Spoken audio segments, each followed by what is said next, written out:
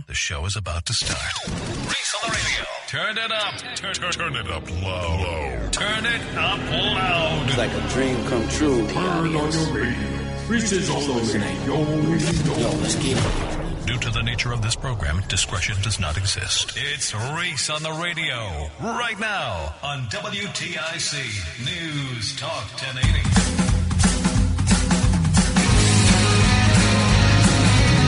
Oh no!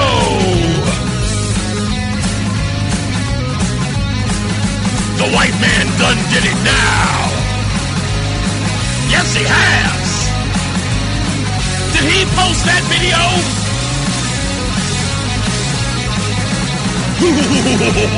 Oh, baby, it's Reese on the radio. I am so excited about the outrage. It was on the cover of Drudge Report. Everyone I knew that was black was posting it. Look at him, that racist son of a gun, posting monkey pictures of the First Lady and the President. Oh, what a racist he is. Now, somebody sent me a text and just said, you're going to defend him. Absolutely not. I'm not going to defend him. Oh, no, I want your outrage. Scream, holler.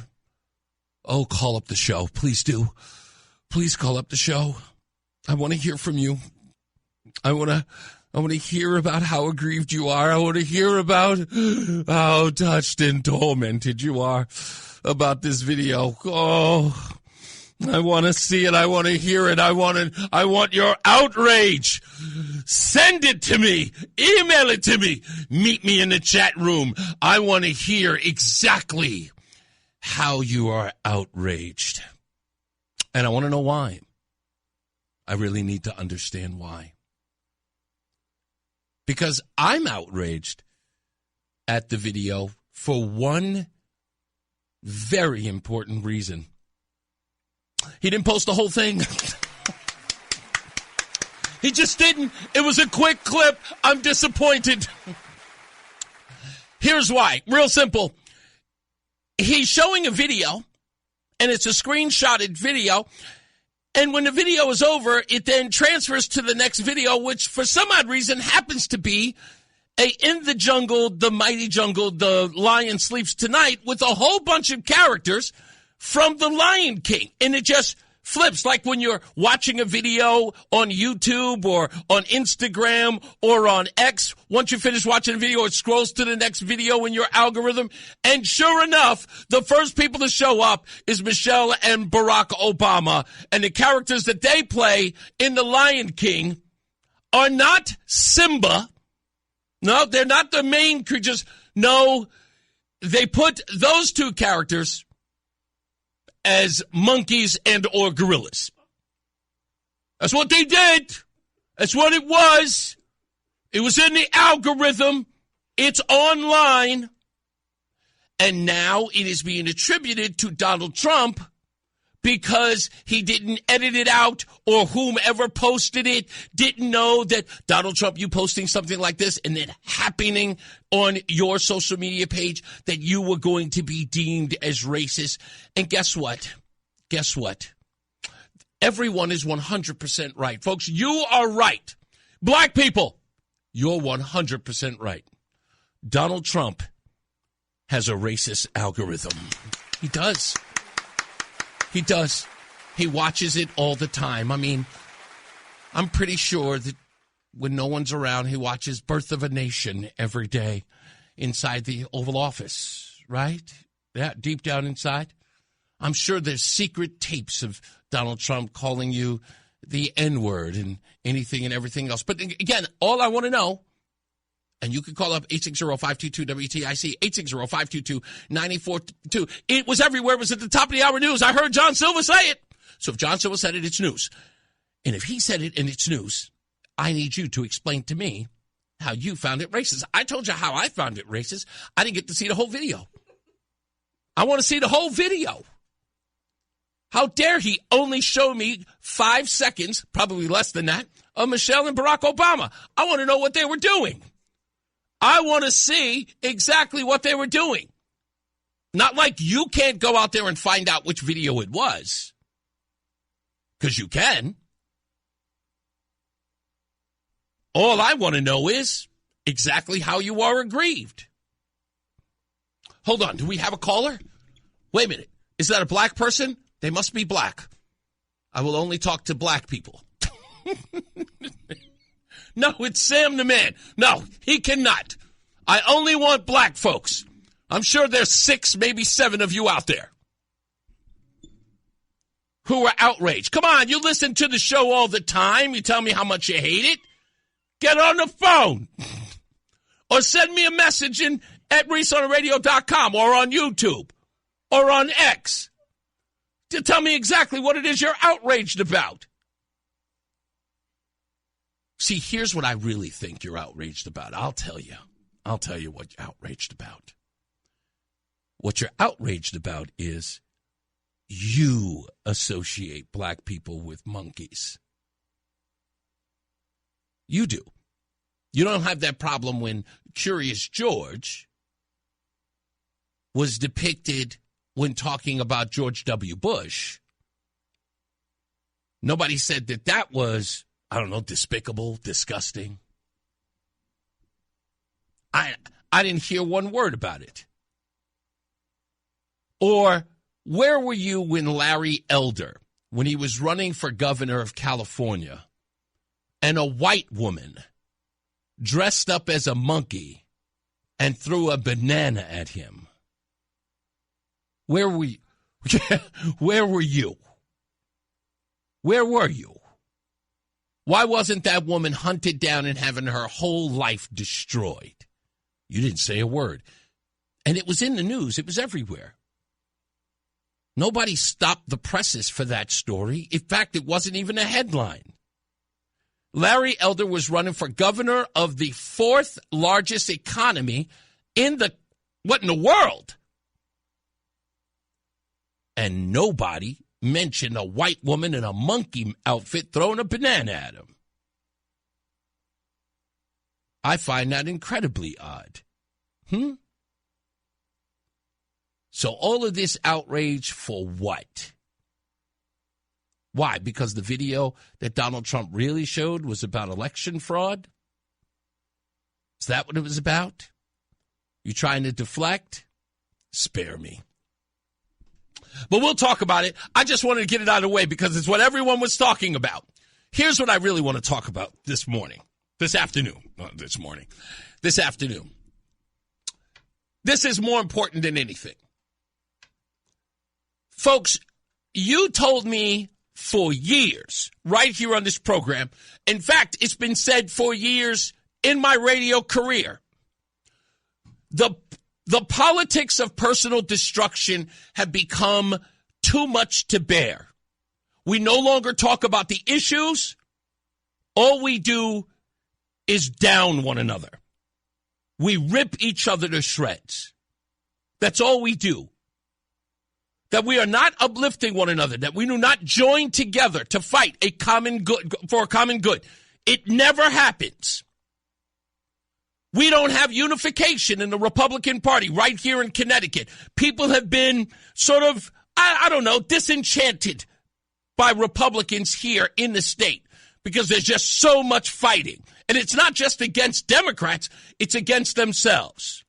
We've had purity tests. We've had arguments about where people have grown up, be they from Greenwich or New Britain. I've heard everybody talking all this mess about, I wish we could just come together and fight to turn the state red. And if we have a primary or a vote, that we can walk away and shake hands and say, good job, how can I help? I've heard you say that for the longest. Well, at the risk of breaking my arm to pat myself on the back, I gave you that. It's called the 11th Commandment debate. We have an official date that we're working on of April 30th. That debate is about you, the audience that listens to this very program and everywhere else across the state. It's about you. We have about 5 people who have tossed their hat into the ring to be your Republican candidate. And the one thing that we know, ladies and gentlemen, which is why some of you are disenchanted about the whole idea, is that you know that there's going to be so much mudslinging, there's going to be so much beating up of each other, that by the time they reach the general election, the candidate will walk in beaten, bruised, disheveled. And the news media in this town is going to do everything to prop that up so they can give Governor Lamont another term. Well, guess what I gave you? I gave you an opportunity to put that to rest. WTNH, WFSB, Fox 61, NBC Connecticut. They've got no interest in propping up a Republican in this state. If they hold the election, if they hold the debate, they're going to get those people on there and they're going to be asking them questions. Tell us more about your opponent, Mr. Fazio. Tell us more about your opponent, Aaron Stewart. Tell us more about your opponent, Betsy McCoy. Forcing them to get up there and smack each other around, giving ammunition to Ned Lamont. So when that debate takes place, you're harangued again about that thing.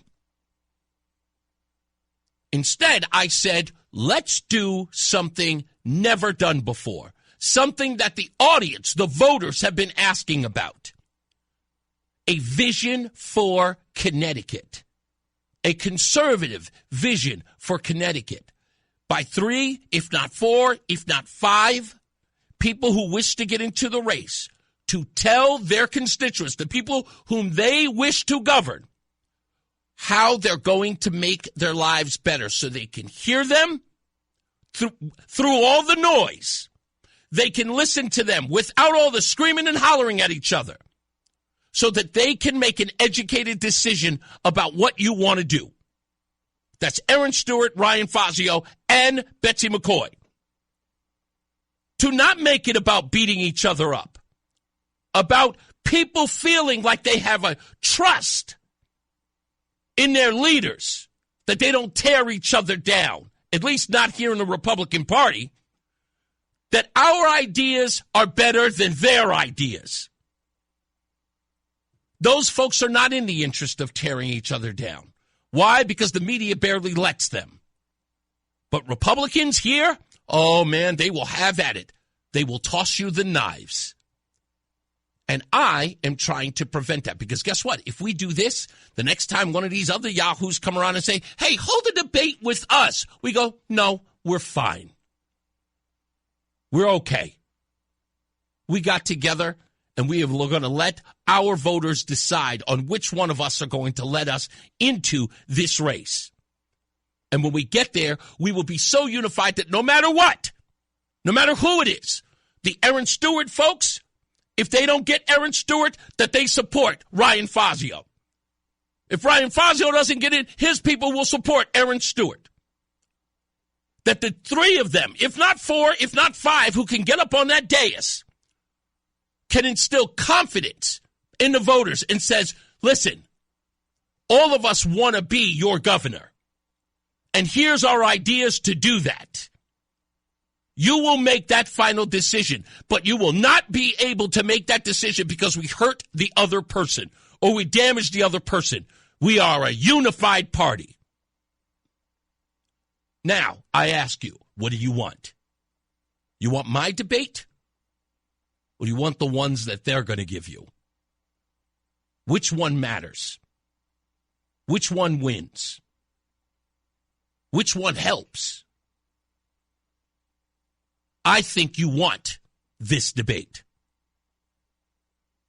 We are going to ask every one of the candidates to sign an oath. And that oath is to do this debate about the issues, not about each other. And it can be done. Don't ever let anybody tell you it can't be done. Nothing is impossible if you put your mind to it. And I know this will work. Because the objective is to win. And you can't win by tearing each other down. Not as a party. So I'm hoping that you'll join me. Aaron Stewart, invitation is still open. Ryan Fazio and Betsy McCoy have already asked to be a part of it. They say they're going to be a part of it. We have them on the record. We'd like to see all of you up there if you toss your hat in the ring. But that's all I've got to say about it. But no matter what, that debate is happening. Betsy and Ryan will be there. They have committed. And whoever else wishes to commit, they'll be there too. But this debate is happening for the good of Connecticut, for the good of the Republican Party. This is about making allies and doing the work that needs to be done. I hope you'll join me. We'll take a break. We'll come back because I will explain to you why exactly you need this debate and not those other networks. Because there is a story that came out of the first session that is going to blow your mind. And it's called House Bill 5044. Go nowhere. It's Reese on the radio. Fan of WTIC? Then do us a favor. Download the free Odyssey app and favorite WTIC. That's right. She's here. None other than Roseanne on the radio in the house. I got to fix your camera over here because you're like, no, you're fine. You're fine. It's just got to make this thing because you look really small. I am small. Yes, I guess you are. Anyway, welcome to the show, dear. How are you? I'm great. How are you? I'm doing fantastic. This guy, Average Bro, Average Bro, listen, with all due respect, you got to show up on time. You know, coming in a half an hour into the show to ask how somebody's going to spin a story. You got to be here at the beginning. Show starts at 2 Eastern time, roughly about 2:09. No excuse for you to be here. You know, we've had a black president. There's no reason for colored people time. Oh, my God. I'm just saying. This isn't. What? Nothing. I'm still, listen, I've told you, I've said this before, I still have some of my liberal tendencies. There are things that are still a little shocking and jarring to my system. So. Listen, like I said, I only use the word because I love it when these people get upset. It's like, did you just use that word? Yes, NAACP has it in its name. But don't show up here late again, okay? You really, the fact that you jumped into the show saying, can't wait to see how they spin Donald Trump's racist post. Like, that's the big news story? Like, to you, it's like, they're talking about it everywhere. Now, so am I. Nobody cares. We don't do what everybody else does. Yeah, we just don't. We never have. So I addressed it. We've moved on. Yeah, exactly. It's like you can always go to Odyssey and look it up later. There you go. There you go. Reese on the radio.com. Yeah. YouTube, X. Yeah. If you're so desiring, you could always come to Roseanne on the radio, and you and I could have words. That's always fun. So what I was saying about this whole thing about why I'm doing this debate with WTIC and why it's important that we do it, to show people in Connecticut that Republicans are unified. That has been a problem in this state way before I started here in 2022. It has been a complaint. I have listened to you, folks. I've listened to this audience. I've heard every word that you said, and I take everything you say to heart because it lets me understand how Connecticut moves, how it ebbs and flows. So when I came up with this idea, it was with you in mind, that we do not have candidates that envelop every ideal that is the Republican Party, that we all need to. Look, I looked at the way that people viewed Bob Stefanowski, and there were a lot of, you know what I mean? There was a lot of that. I was one of them. I even had him on the program. Told him outright, look, you're going to have to do better than this. I told him that. As a Republican, I know in a lot of spaces I'm more Republican than most. I don't hold people to purity tests, But if I did, a lot of you people would fail. If I did.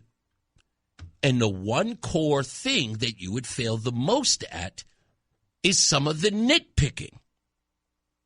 And look, I'm going to say this to you, and I'm going to say it. I know exactly who I'm going to tick off when I say it because they're good friends of mine. I don't give a damn who's from Greenwich.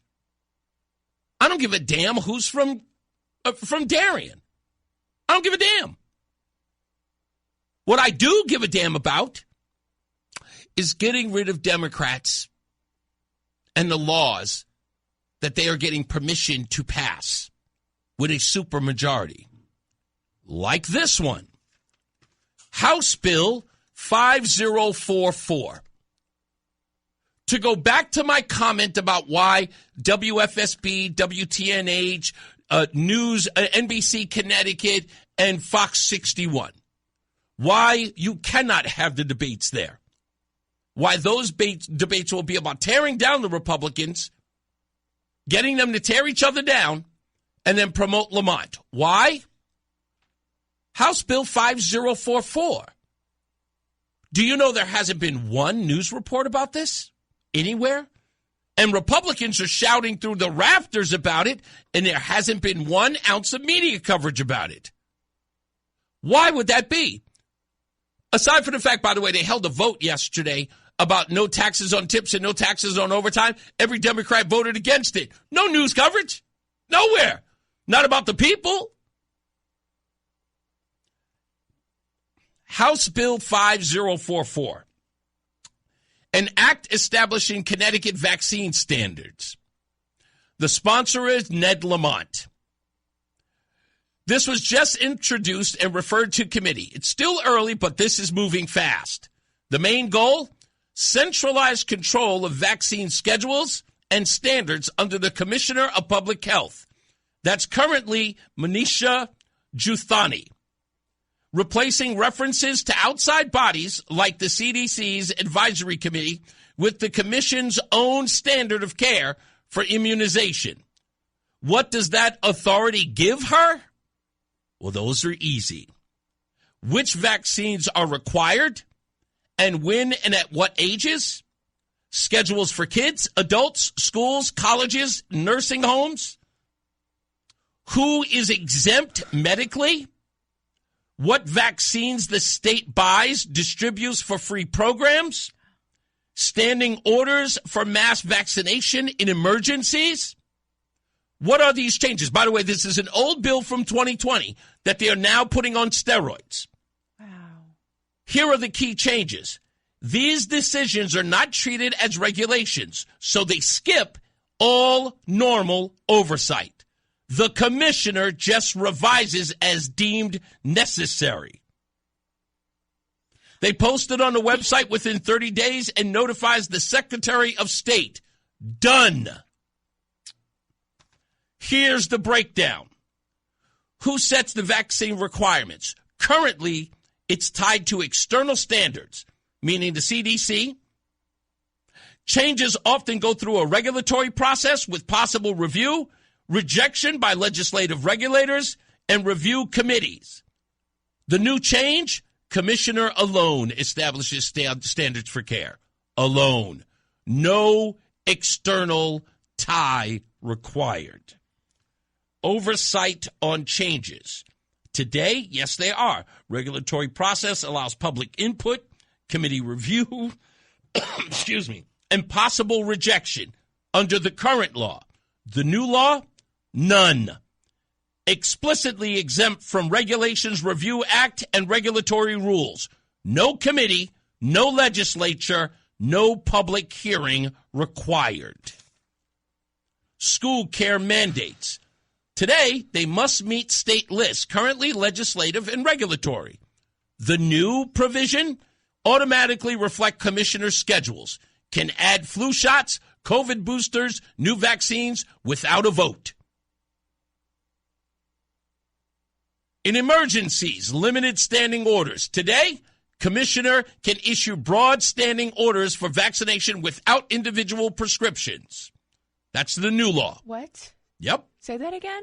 Commissioner can issue broad standing orders for vaccination without individual prescriptions. Insurance coverage. Today, coverage, certain recommended vaccines. In the new bill, must cover whatever the commissioner's schedules are.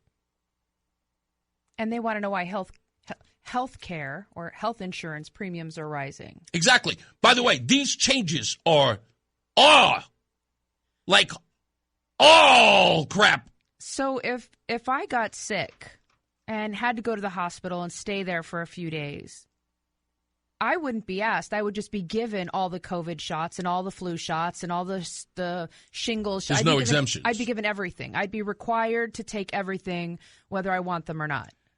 This authority potentially is dangerous, and here's why. There's no checks and balances.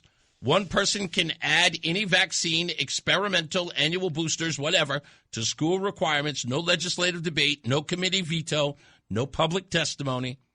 If the commissioner wants yearly flu or vaccine shots mandatory for your child to attend school, boom, it's the law after she posts it. And people are wondering why so many parents are choosing homeschooling. Mm-hmm. You want to inject my child with heavy metal-laden toxins, experimental toxins. No review. And you just, I'm supposed to go through with it. Why? Because why? What is the ultimate? For me, there has to be an end result. What is the desired end result of injecting children with vaccinations that we don't necessarily need? You know what I mean? Slippery slope for mandates. Starts with kids' schools, barriers education if you don't comply, but explicitly sets precedent for adults. Nursing homes, colleges, state vaccine programs, workplace mandates. Easier next step. And you know how so fast that was. That's actually what happened during the COVID pandemic. There's zero accountability. Commissioners change with governors, but they're not elected. If they overreach, push controversial or poorly tested shots, parents have no direct say. Religious and medical exemptions stay narrow. More kids could be excluded from school over personal choice. How is that not discrimination? Funny you should say that. They also say this bypasses democracy.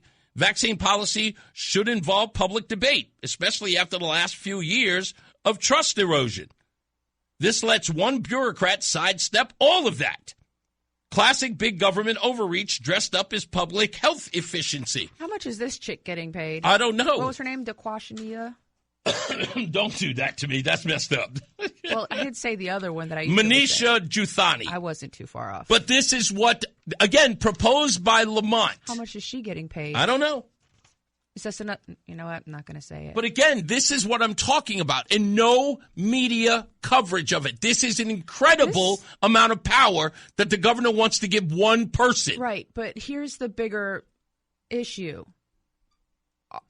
MAGA has literally come out and reduced the vaccine schedule due to growing evidence of long-term damage to children. I'm not even talking about the autism spectrum, right? Because that is still controversial. I'm talking about ADHD, metabolic disorders, long-term respiratory and psychological complications that young children are experiencing as a result of injury from these vaccines. We're seeing empirical data showing that there's this connection, and Lamont was like, you know what? I don't care. I'm gonna make you all really, really sick and stupid, and I'm gonna tax you at this really high rate, and you're gonna keep hiring me. You know why? Here's $200. I'm a Democrat. That's right. Here's $200. And after taxes, it's $111. You're welcome. All right, let's take a break. We'll come back. More news and more views about this when we return. Stand by. It's Reese on the radio. It's Reese on the radio on NewsTalk 1080 WTIC. Do you know I give you more of this screen? Like when we do the split screen, I have more given to you than I give of myself. Do you know that? I don't know why you would do that. I don't know, obviously, because I'm crazy about it. Make me smaller. Yeah. My head's bigger than yours. I'm looking at the video now. My head is bigger than yours. Eddie Money actually has an answer for you. He writes, Manisha's salary as the commissioner of the Connecticut Department of Public Health was initially set at $210,000 per year upon her appointment in September of 2021. Data from the Connecticut Office of State Comptroller's open payroll indicates that as of 2023, the position salary was approximately $232,082. So it has gone up. But, yeah, I don't care what anybody says. That's an incredible amount of power to have with people's bodies. Yeah. With no oversight. Listen, I don't give you any either. We don't take any medication. We don't take Tylenol. We don't take aspirin. We don't take anything. I'm not going to lie. You make me take a lot of weird stuff. But herbs and spices. Yes, yeah, it's ridiculous. Exactly. I would feed you natural stuff. I feel like, I'm being stuffed like a Colonel Sanders chicken, herbs and spices. Dan, Jim is in Wellington. Hello, Jim. How are you? All right. Sorry, my bad, Jim. Go ahead. All right, well, first thing, any Republican that's running in this state, I don't care how many there are, 2 or 3 or 4 of them, the first thing I think they need to do is all agree about whatever the top 5 issues are in the state. That's right. We don't have to, and they all should agree.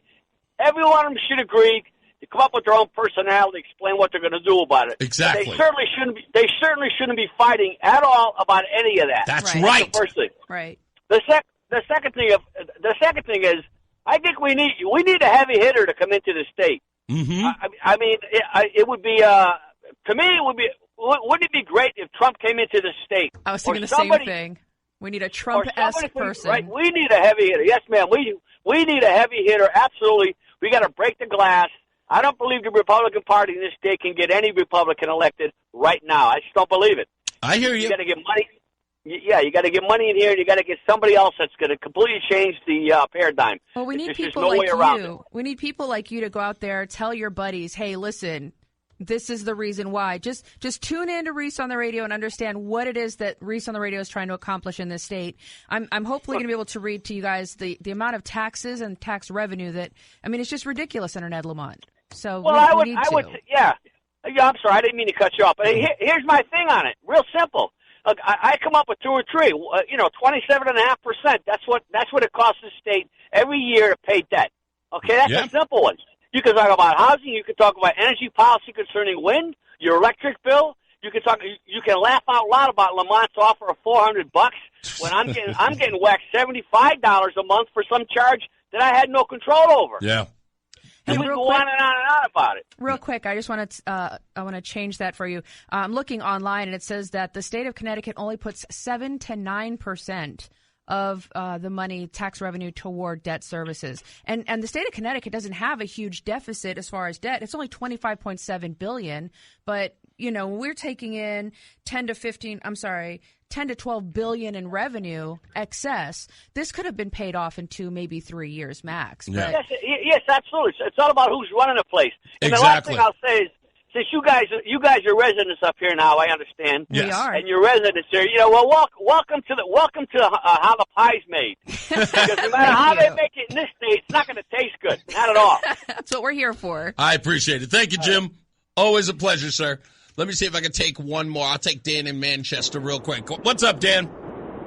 Yeah, I was listening to you read that bill that Lamont put up. However, you didn't finish. It said that all students in public school, private school, homeschooling will be legally bound to have to take these shots. Oh, I didn't see that. That's in the bill as well? Yes, I was reading it this earlier, and it said all 3. So basically, you pull your kids out of school because you don't want them getting the shots.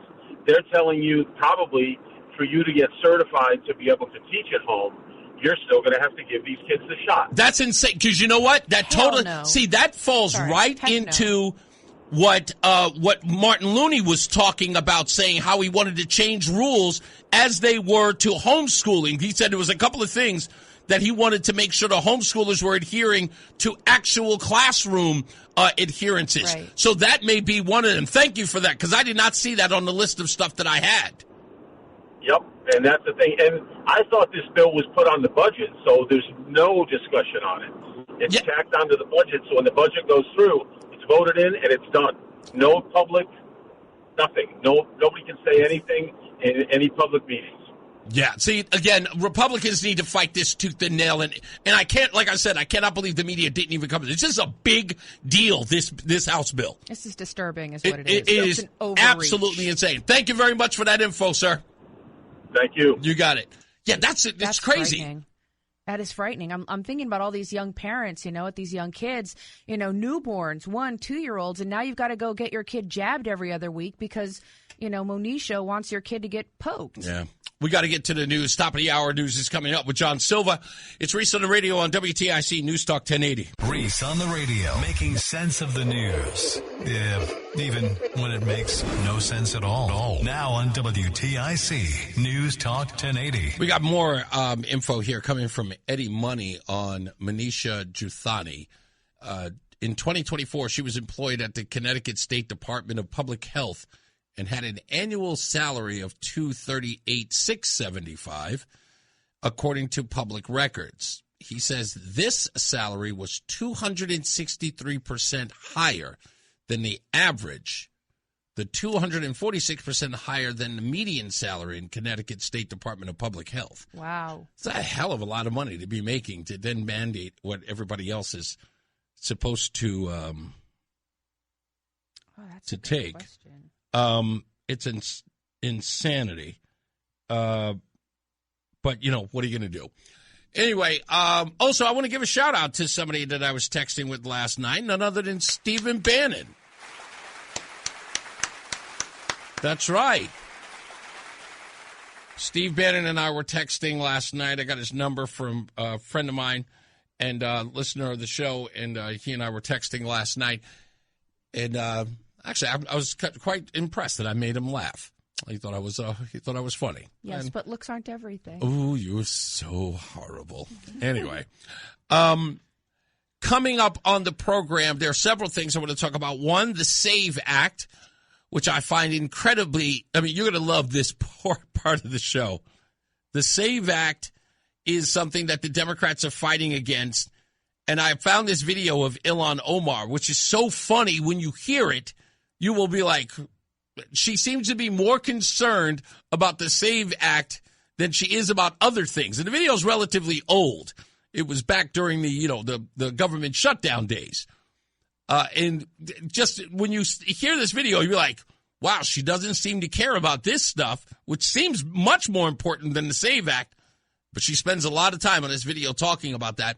And then a video that will accompany that'll dovetail into something that will blow your mind. So stand by for that. Also on the program, we have new music this Friday. This one is a gospel ditty about, I should have said ditty. Well, that's what you would call a song. Back in the day. Back in the day. Term now. Okay, well, whatever. A new diddle? Wow. No, it's not a medley. It's just a new song. Tune. That's what. It's a tune. There's a new gospel tune about Don Lemon. We have new news on him as well. You may not have heard. Somebody's goose is cooked. We'll talk about that as well. Yeah, the gospel ditty is a different one. Technically, a gospel ditty is what got him into trouble in the first place. That's gropey ditty. Also, I want to talk to all of you sellouts. You know who you are, out there protesting no kings and no billionaires. Boy, oh boy. Roseanne, let me throw this at you real quick, okay? Just let me throw this at you. Your husband, me, the cute guy over here you're staring at, I am often accused of being not only a sellout, but I am also accused of taking talking points from my white overlords who are paying me to say the things that I say. Now, I want to say something, excuse me, really quickly. You and I had a conversation very early on. This is not appropriate for public consumption, but I know for a fact the reason why you do not follow the typical norms of quote unquote black culture, right? Okay. I understand. It was something that we discussed. Right. That sort of pop culture, poppy, like it's trendy with we'll just call it the young men demographic, and the dollar bill, and why you refuse to patronize establishments like that, particularly of women of color, right? And your view of white Americans. And I will put this across. When you said someone's algorithm was racist, Mm-hmm. I don't think that Reese, you don't particularly care for any race in particular. Oh, no. You are not a follow.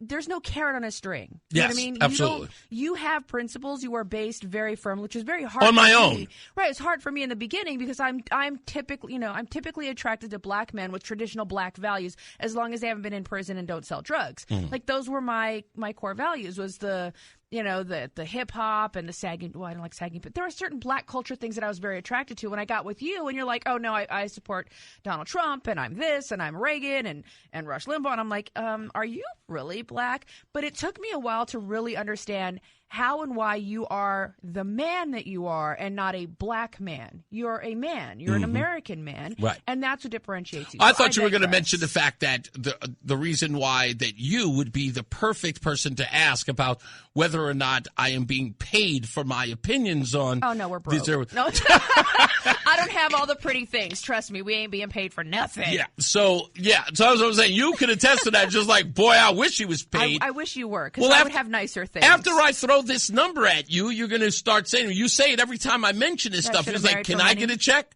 Yes, you should have married for money. Think about this, right?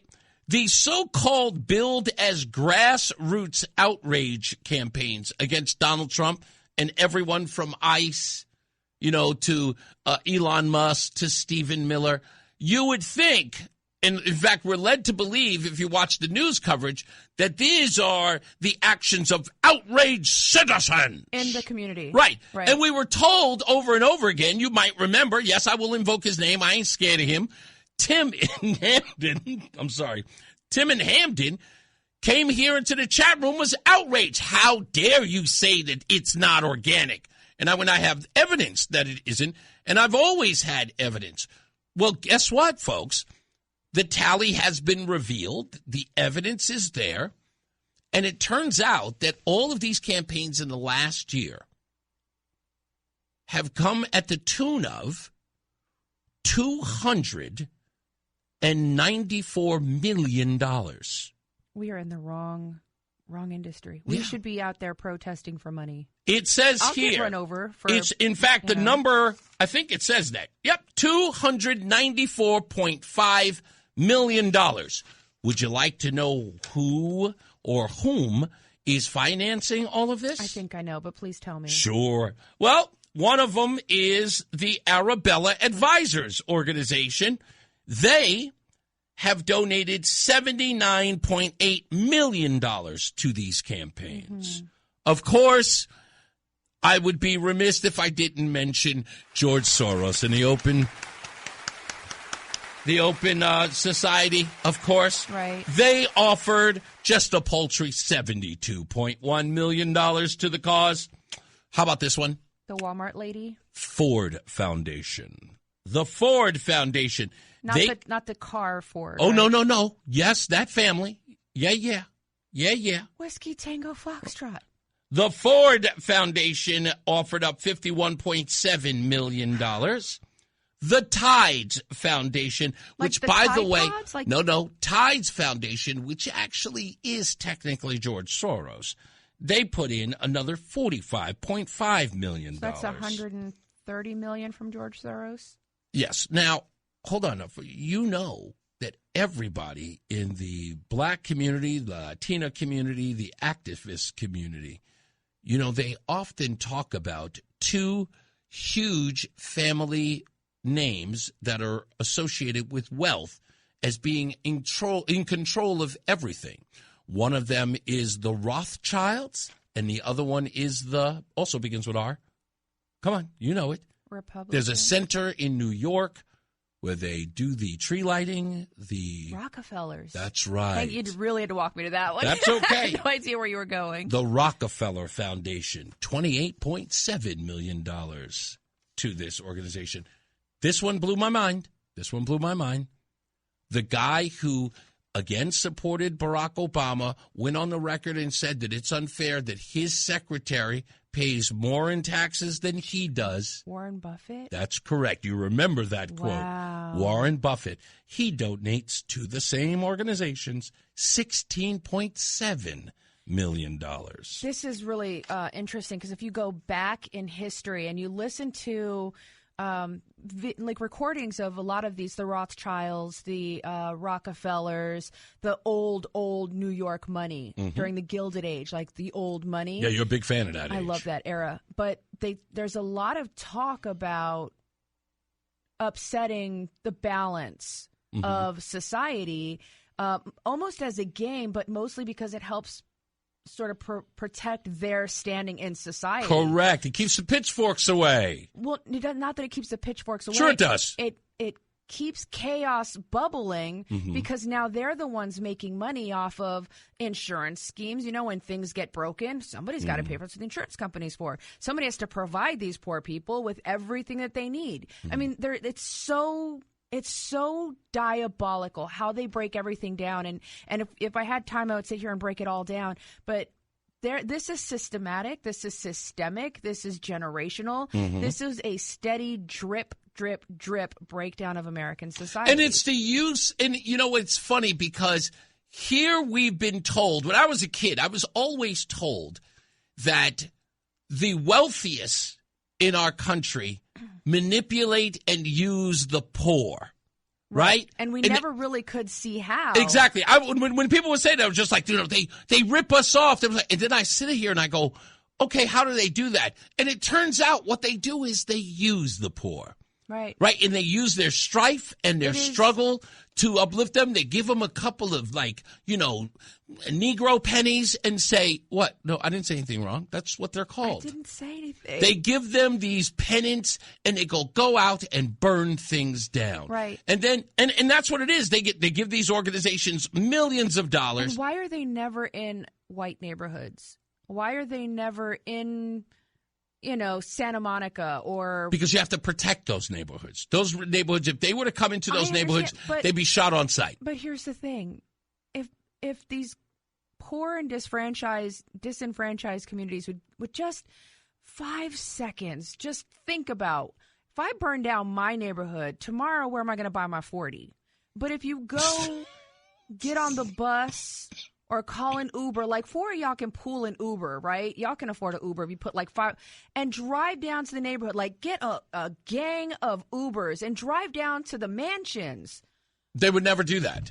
I get it, but imagine if they did. Then you could go home. They'd be shot on sight. You go home, and tomorrow morning you can go get your 40 because the liquor store's still there. The bottom line is this. The reason why that'll never happen is because they have strict rules in collecting that money. And it's simple as this. And this is why I try to tell them when they sit up there screaming and hollering about, boy, you a sellout, you are Uncle Tom, you goon this and goon. I say to these folks every time, and it's real simple, okay? I look them right in the face. And we know who the sellouts are. We know who the ones that take the cash because, of course, cash rules everything around me.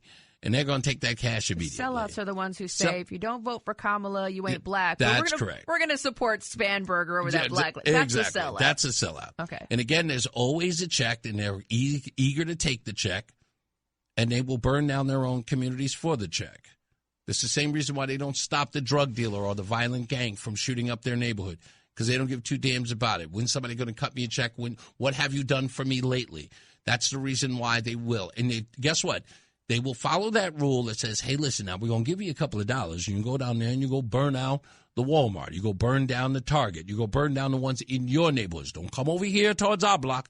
You got to burn down your communities. And they will. They tell them exactly where to go, and they go exactly there. And they do exactly what's asked of them. So because you point this out, you're a sellout, but the people burning down their own neighborhoods for money, they're for the culture. Exactly. And again, this is the reason why they get mad at me all day, because I refuse, and as most people will, they refuse to fall into line and to protect that nonsense. I won't protect it. I will call it exactly what it is. I've never taken a dime from any of these folks to destroy my neighborhood and scream and holler for somebody else's money. I've never done this. I never will. And these people know that they are sellouts. Now, I know who the sellout is. And if I have to use the Uncle Tom trope, I will. Because Akimbo and I don't want to name any names, but you know who I'm talking to. A Quimbo is the person who will fight tooth and nail. Oh, I know who you're talking about. To call out the white man to destroy someone who is not towing the line so that they can keep their pennies. That's who the Quimbo is. Is that the guy with the whip on the horse that's No, flashing you he's until the he one goes to get the massa? in the story of Uncle Tom's Cabin. I never read it. Uncle Tom is whipped because he refuses to give up the goods on where the runaway slave was. But the Quimbo, the Sambo, he's the one who tells Massa. Right, that's what I'm saying. He's the one he'll lash the Negroes in the field to make them work faster. That's right. And then Massa comes around. He's telling this one this, that one that, without he thinks, oh gosh, it's like that a soldier's. That's right, a soldier story. Tell them about the gun line, boss. Tell them about the gun line. But you're a sellout because you point out the idiocy. Well, I would never ever have to tell anybody what a gun line is, and I would never ever sit there with Massa trying to keep everybody else in order. Right.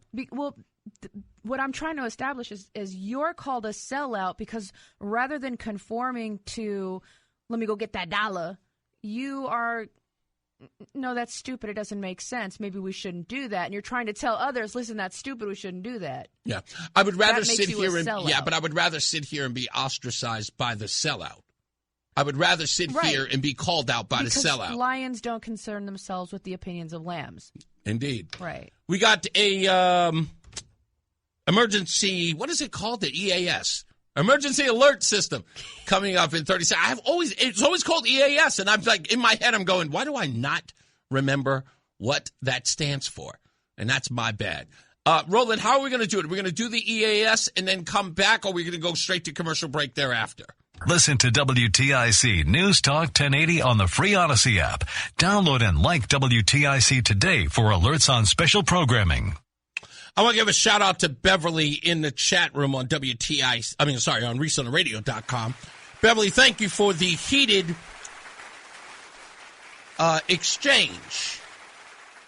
And the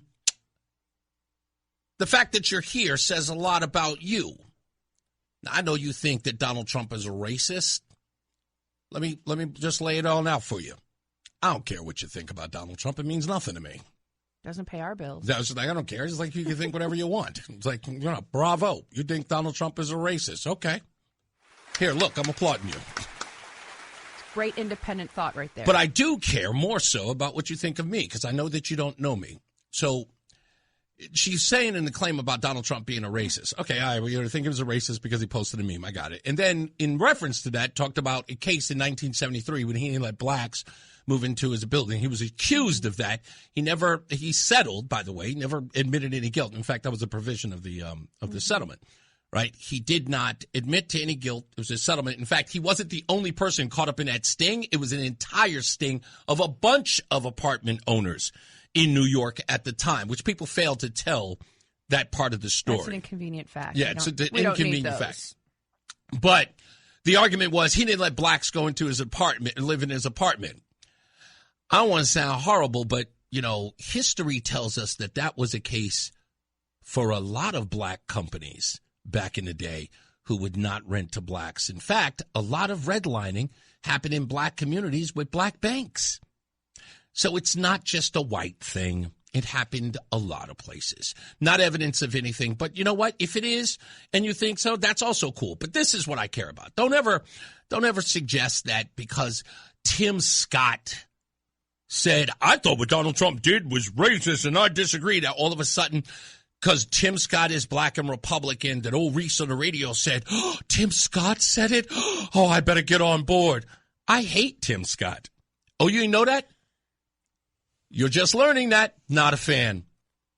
When people come up to me and they say, what do you think about Tim Scott? I go, excuse me, I don't give a damn about Tim Scott. Not paying our bills. It's not even on my radar. So what? I don't care anything about Tim Scott. He's of no influence to me at all. He's just a senator. I know he's Trey Gowdy's best friend, but so what? That means nothing to me. Not a big fan of Candace Owens either. There's a lot of black Republicans I don't get down with. Armstrong Williams, not a fan. He was down with the George W. Bush crew. Not a fan. I understand he took some money from the Bush administration to promote No Child Left Behind. I don't get down like that. You don't take money from administrations to promote their policies and be on the radio doing that. I don't get down like that. So you know nothing about me. And at the same time, when you find it more reprehensible that Donald Trump posted a meme, and I don't see you online screaming and hollering about those gangbangers who shot up a mother while her baby sat in a back seat. Those gangbangers in broad daylight came out with long guns and shot up a car because of a car accident. And you think I'm supposed to give a damn about Donald Trump's truth post? Now, I don't know about you, but I give a damn about black mothers in the hood, whether or not they make bad choices or not. I don't sit idly by talking about stupid memes and calling that the existential threat to our democracy. And by the way, Republicans, I don't care who you are, whether you're a friend of this show or not. When the media comes to you and they ask you to denounce Donald Trump because of some meme, you look him straight in the face and you go, Senator Anwar, who wished for his death during a No Kings rally, and tell the news media to get up out your face.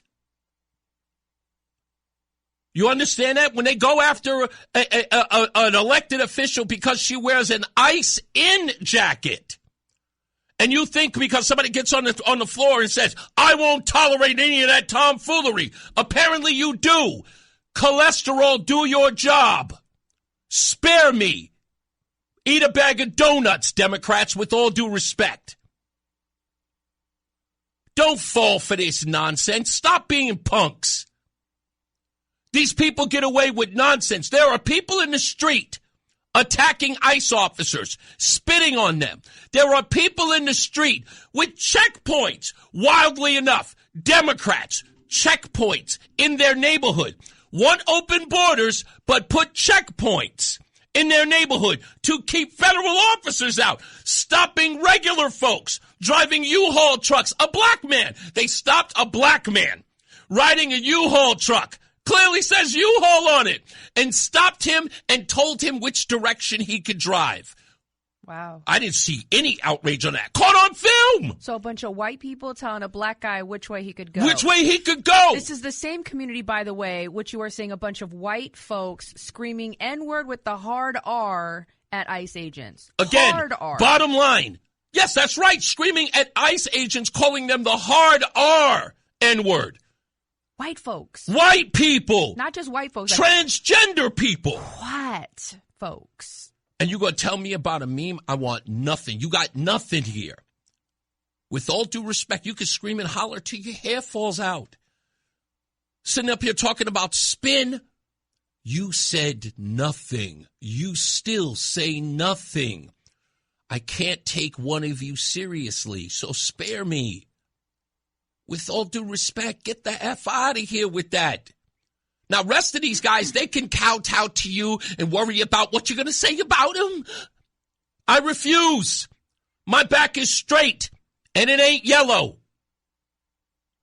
I take none of that guff. None of it. So call me and ask me what I think about Donald Trump's meme. Call me. I'll be happy to tell all of you to go pound sand.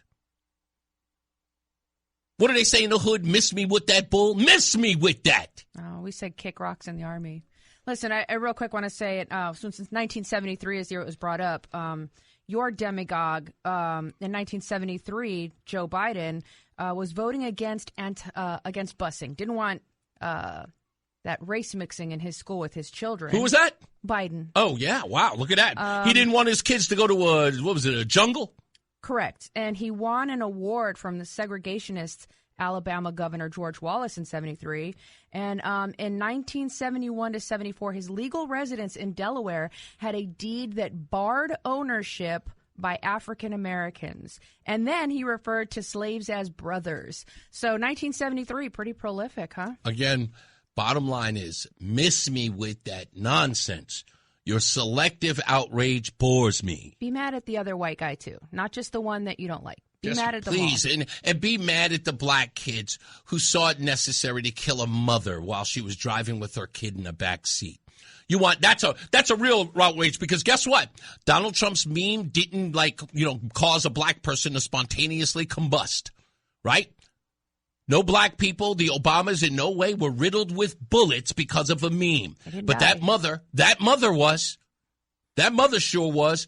And guess what? That was covered nowhere. Nowhere. A woman. We're talking about, at the same time, everybody had to remember the white woman shot by ICE. Say her name. Say her name, they told us.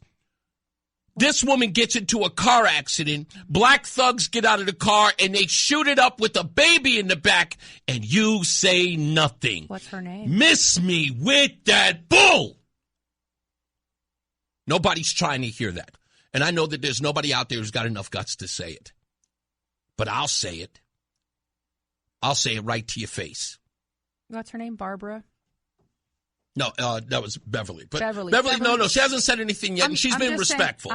I would like for Beverly to say that mother's name. Yeah, in fact, yes. And I want you, again, I want the outrage. Wear a pin with her name on it. Put her picture on your car, drive around your white neighborhood, and make sure everybody remembers her name and her baby. And then come back and let's have a conversation. That's all I'm saying. The selective outrage is corny.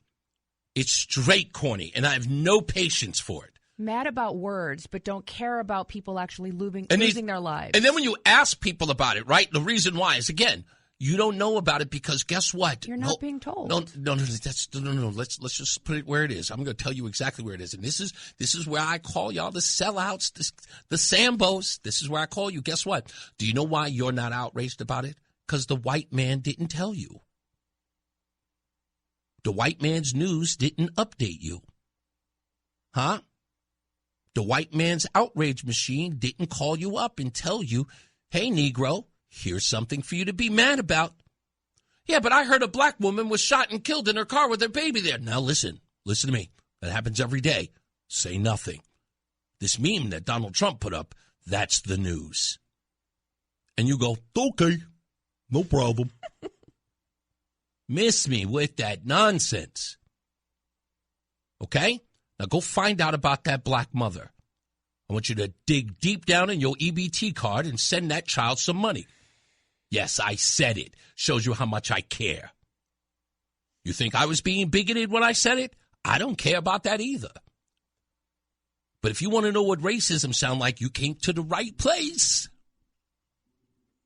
Call me a sellout. Huh? Call me an Uncle Tom. You sit there and you watch your black babies get murdered. They come here and talk to me about a social media meme. Got to be out your mind. I've never, ever been more outraged than a bunch of people. I mean, I woke up this morning and I saw that and I said, watch these fools get restless. And boy, like clockwork. I told you, you're a bunch of puppets. You're not even real people anymore. You're marionettes. And you came here. I mean, you couldn't wait. Some of you were late. But sure enough, you showed. I can predict you. I can set my watch to you. But you didn't know what I was going to say, did you? But you showed up to find out. You can't set your clock to me. So, scurry. Come on. Dig deep. Go find that child and go send her some money. Send that child some money. Show your black solidarity. We know you won't send a dime. We'll be back. It's Reese on the Radio. It's Reese on the Radio on NewsTalk 1080 WTIC. Oh, you just made it. We're back. Reese on the Radio. NewsTalk 1080 WTIC. Roseanne on the radio is here with us. Don't forget, we got the SAFE Act to talk about. Stupidest thing I read today. Music news is really good. What's his name? Mark Christopher's going to love that when we get to it shortly. What were you about to say? I was going to say that message you read wasn't the stupidest thing you've read today.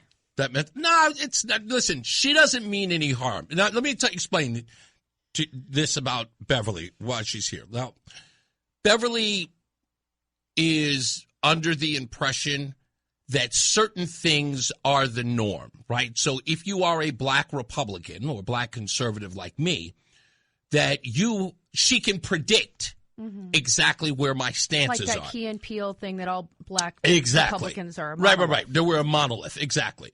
And it is easy to decipher. I can pick them out, and when I find out that they like Trump, or they're this, that, and the third. And then all of a sudden they get to understand the nuances of somebody like me, which, again, I've never been cookie cutter. That's never been my framework ever. It's not that I'm trying to be different. I just know that I am. Right? And when I talk to people on both sides, be it white, black, Asian, whatever, and what do they usually say? They go, dude, you're different than a lot of people I've ever met. Right. I'd expect you to be this, but you're totally not like that. And it doesn't matter who you are. I was talking to a Polish guy yesterday from Poland who used to live in New York and immediately just took to me. And because I'm from New York, I understand Polish people from Brooklyn. I know a lot of Russians there. I know, and I've had a Russian, use the N-word around me. Yeah. And telling me I wasn't one. Right. And it was, again, I have a very diverse sort of background with a whole bunch of people from different walks of life, and I've learned to respect them. And this is what has made me and molded me into the person I am. You're never, ever going to pigeonhole me. Try if you might. Well, that's why I said earlier, you're not a black man in America. You're a man in America. And that's all I care about. Yeah, you don't conform to what other people think. I will tell you the ways that you do conform, right? You are... Wear clothing? You're a provider. Yeah. You're a protector. Mm-hmm. God, the way that you go to bat for me, the way that you have protected me, right? You are a man in the truest sense. When my son and I came into your life, you pulled my son aside and asked him his feelings about your decision to court me. Mm-hmm. There are some things that you very much are a man in stereotypical sense. But that's pretty much it. You don't really, there are things where even now, 5 years in, I'm thinking, oh, well, Reese would probably, I've come to realize you hate everything. But, this seems like something Reese would align with. And then I bring it to you, like, what are you talking about? Absolutely not. And I'm going, oh, okay, my bad. Right. So even I'm still learning in those areas where, I've assumed I know who you are.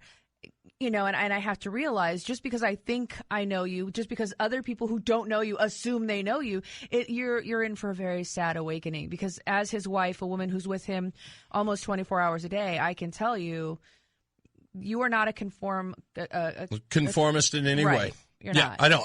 Don't try to be.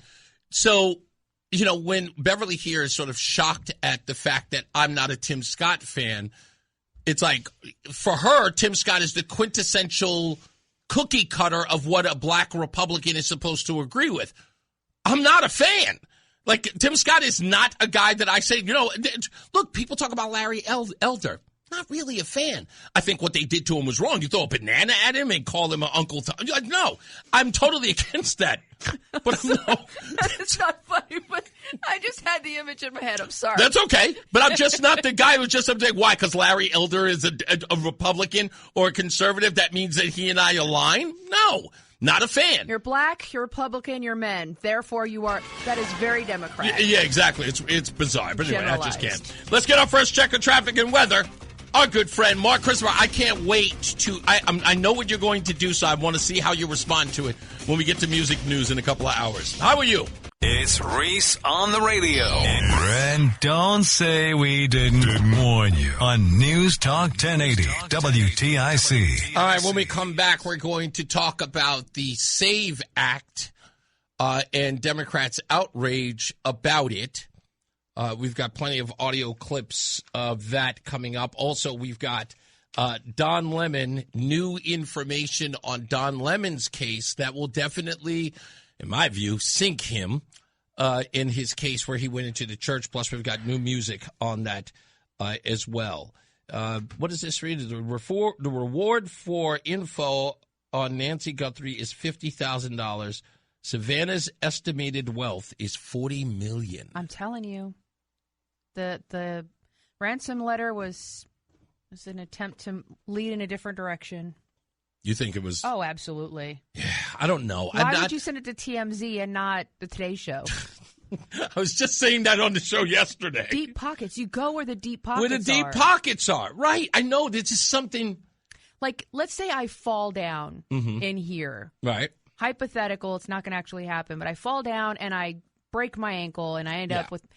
I'm not suing you or your bosses. I'm going for the owner of the company. We all know who that is. And he has very deep pockets. You go where the deep pockets are. Yeah, it's just that, Don't again. go for pennies. That's ridiculous. Yeah, it is ridiculous. And that's why I said in this, it just. It reeks. And I know, you know what, it's difficult to say because, one, this is an 84-year-old woman. She's on a pacemaker. Whatever they're doing to her, they can't possibly provide the conditions that would keep her safe and healthy or alive, for that matter, unless she's like they've got her someplace well. Right. And, I mean, unless there is a knowledge of what is required to keep her alive and healthy, which... Well, for liability purposes, I'm just going to leave it at that. Yeah. No. And again, but just when saying, it all plays out, I will come out and see. I told you. I know. That's the part that I'm really, really dreading because a lot of people are like, damn. Yeah. You know, I mentioned it yesterday and I just said, it's a strong possibility. It just looks that way. And now I'm finding more. Listen. We're gonna have to go. We got to go to traffic and weather in a second, but okay, we'll talk. We'll talk about it in the 5 o'clock hour, and I will let you get out your theory and see if it matches mine. Okay. Okay. Let's get another check of traffic and weather. Mark Christopher, he's in the BPS Lawyers Traffic Center. Hey, Mark. It's Reese on the radio on News Talk 1080 WTIC. You know, I used to like this shirt, but it's like something about it makes my neck look fat. It's your neck. Thanks. You're a real winner today. Anyway. No, it's a very wide neck. It looks like it's been stretched out. Yeah, it looks weird. Yeah. Anyway, but I love this shirt. Patrick Henry. Funny that I read that post of the $50,000 reward for Nancy Guthrie while Savannah Guthrie is worth $40 million. The interesting part of that post is the person who wrote it. And it was Greg Dillon, former FBI agent who wrote that, which again, I know what he's saying in it, but that's like spoken like a true FBI guy, which the rest of us are going, that's a little paltry sum for somebody worth much, much more. I don't think it's a paltry sum. I think it's a complete. It's a ruse. Oh, absolutely. Yeah. Anyway, we'll talk about that later on. Anyway, someone asked this question. I want to read this. It says, how come Lamont gets to say ice out, but the Republican says ice in and gets crucified? Michael A., let me help you with this one. Because, again, I'm going to show you, as I do every time I'm here, of how this all works, right? An elected official wearing a jacket in the halls of justice is a story, but House Bill 5044 isn't. The fact that all Democrats voted against no taxes on overtime and no taxes on tips, not a story to be found anywhere. But the headline with audio sound bites is a jacket. It's all you need to know. So don't be flipped out. And again, it's not about whether or not John Silver report that here on WTIC or whether or not it's on a TNH or WFSB. You have to ask yourself a question. How does that story, with a bunch of infighting in Congress or in the legislature, have anything to do with those two very important issues? Vaccinating not just your children, but you being handed over to one solitary individual, and the fact that you can't keep more of your money through no taxes on tips and no taxes on overtime. No one even thought to write one article about that, no headline about it anywhere. That jacket, though. Yeah, exactly. The jacket. So if you can't see, you have to see that for what it is. Ignore it. It's the dumbest story ever. It's an intentional diversion. Look at this thing over here, so you don't pay attention to us taking the money out of your pocket. You're like, so what? First of all, somebody used tomfoolery in a sentence. Seriously. Well, what really made me angry, first of all, was a grown man talking to a woman. Do I make myself clear? Yeah, like, who are you? The first thing I said to you was, I don't listen to my husband. What makes you think I'm going to listen to you? Yeah, I was like, what? And I've got to find a way to clean it up and not say it the way I actually said it.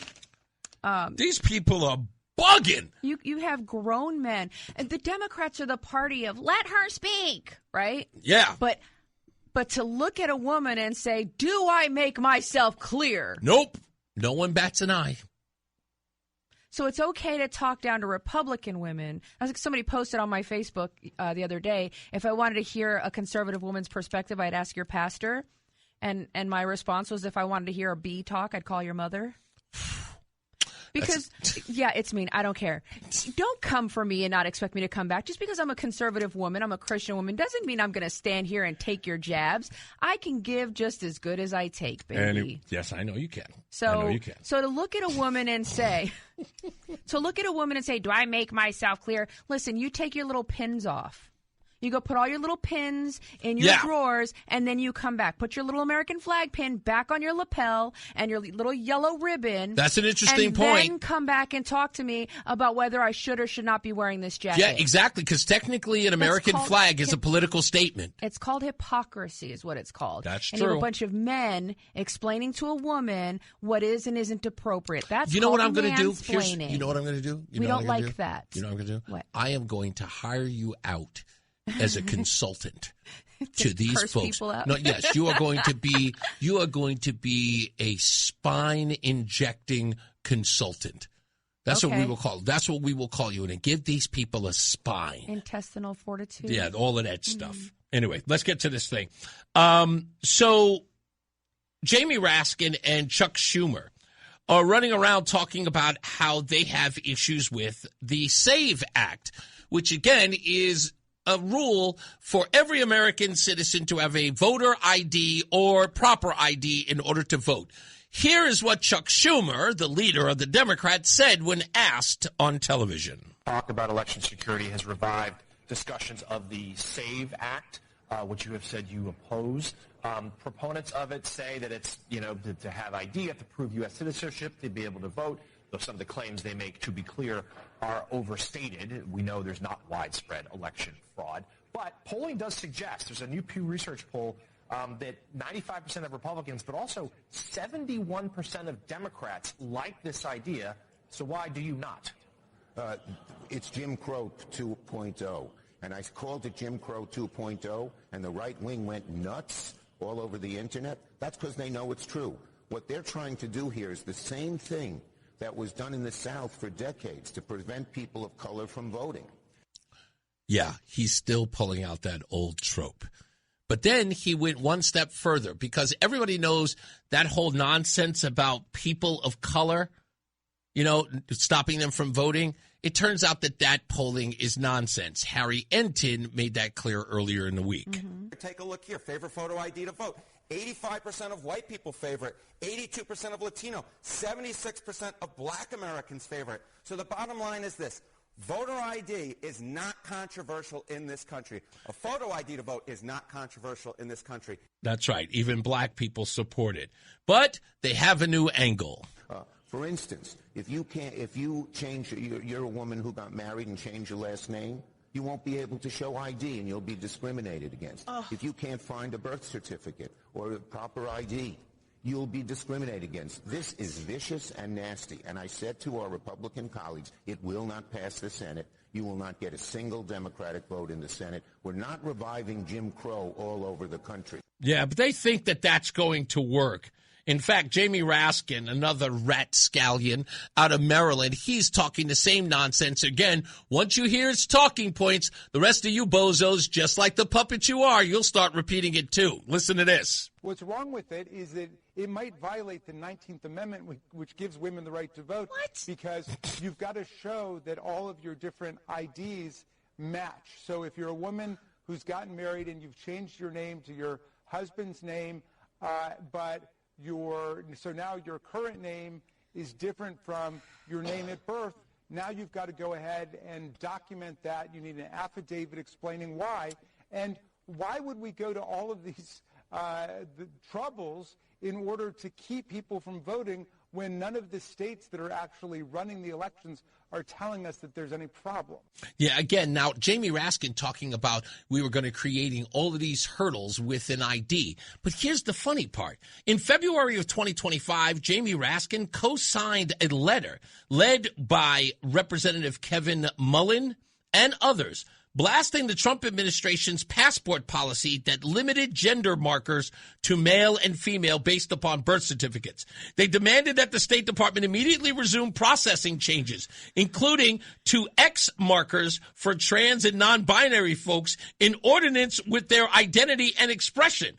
The letter framed it as fighting discriminatory barriers that subject people to harassment and violence. So here we're saying, in House Resolution 269, which was also another one that they put in 2023, and in the Transgender Bill of Rights resolution, which urged the feds to codify protections for trans non-binary people, including access to accurate IDs that reflected gender identity. Again, an emphasis on removing obstacles to change documents, not adding them. So here it was. The guy wanted provisions to help people change identities, and he thinks that a woman is too docile to be able to do that on her own. Can I talk now? Yes. Okay.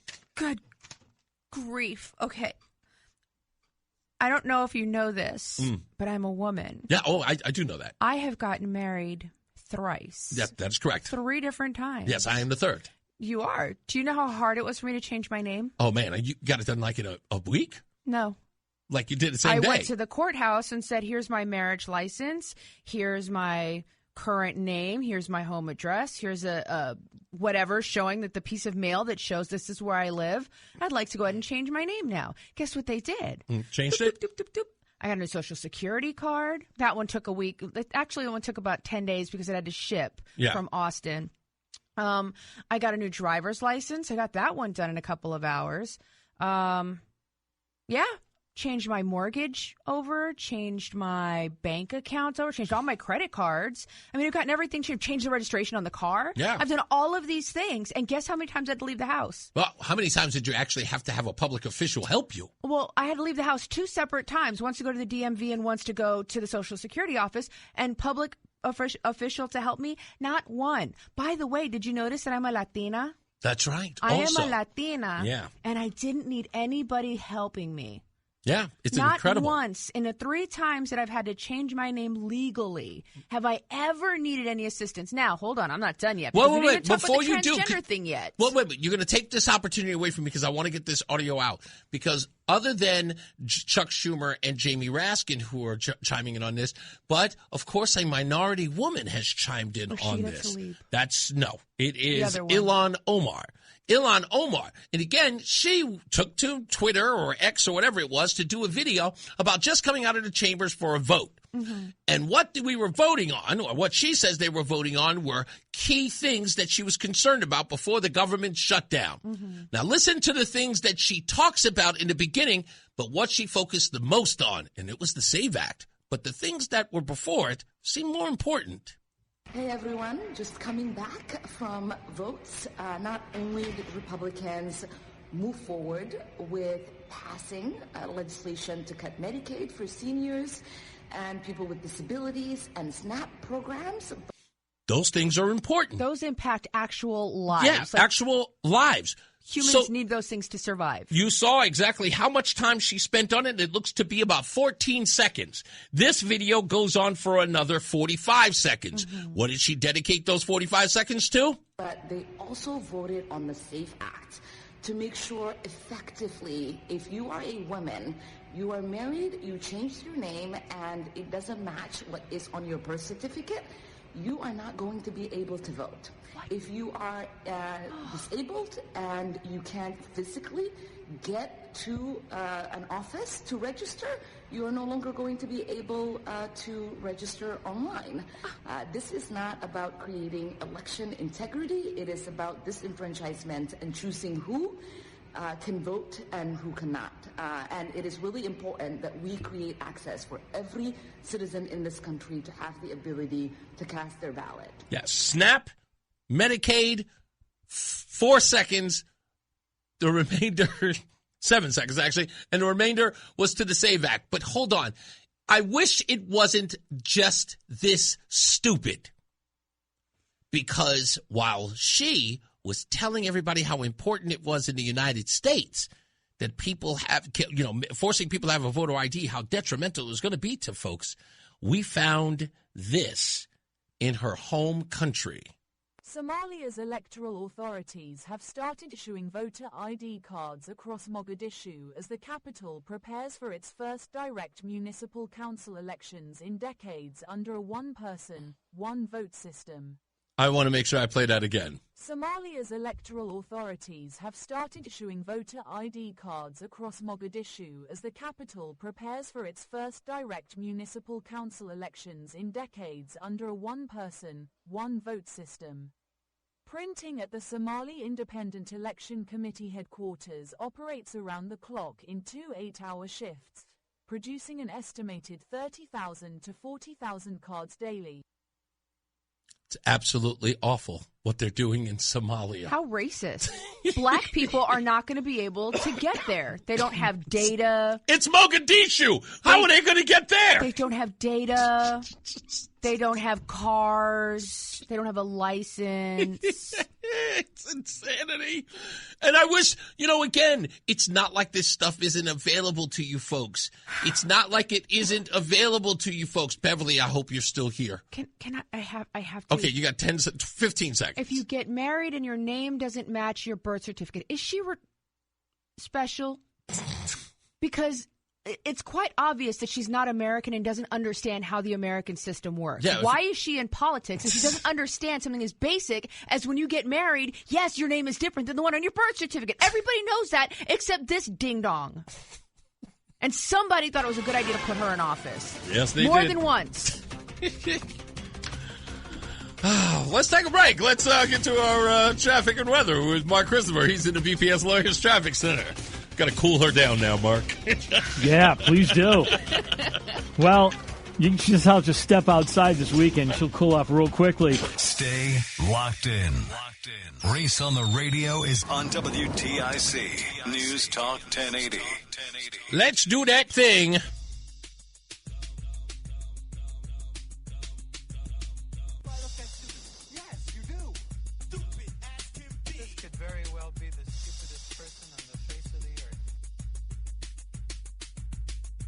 Stupidest thing I read today, oddly enough, comes out of Darien, Connecticut. It says here, in the quiet town of Darien, Connecticut, a routine piece of mail arrived earlier this week that left one family both amused and bewildered.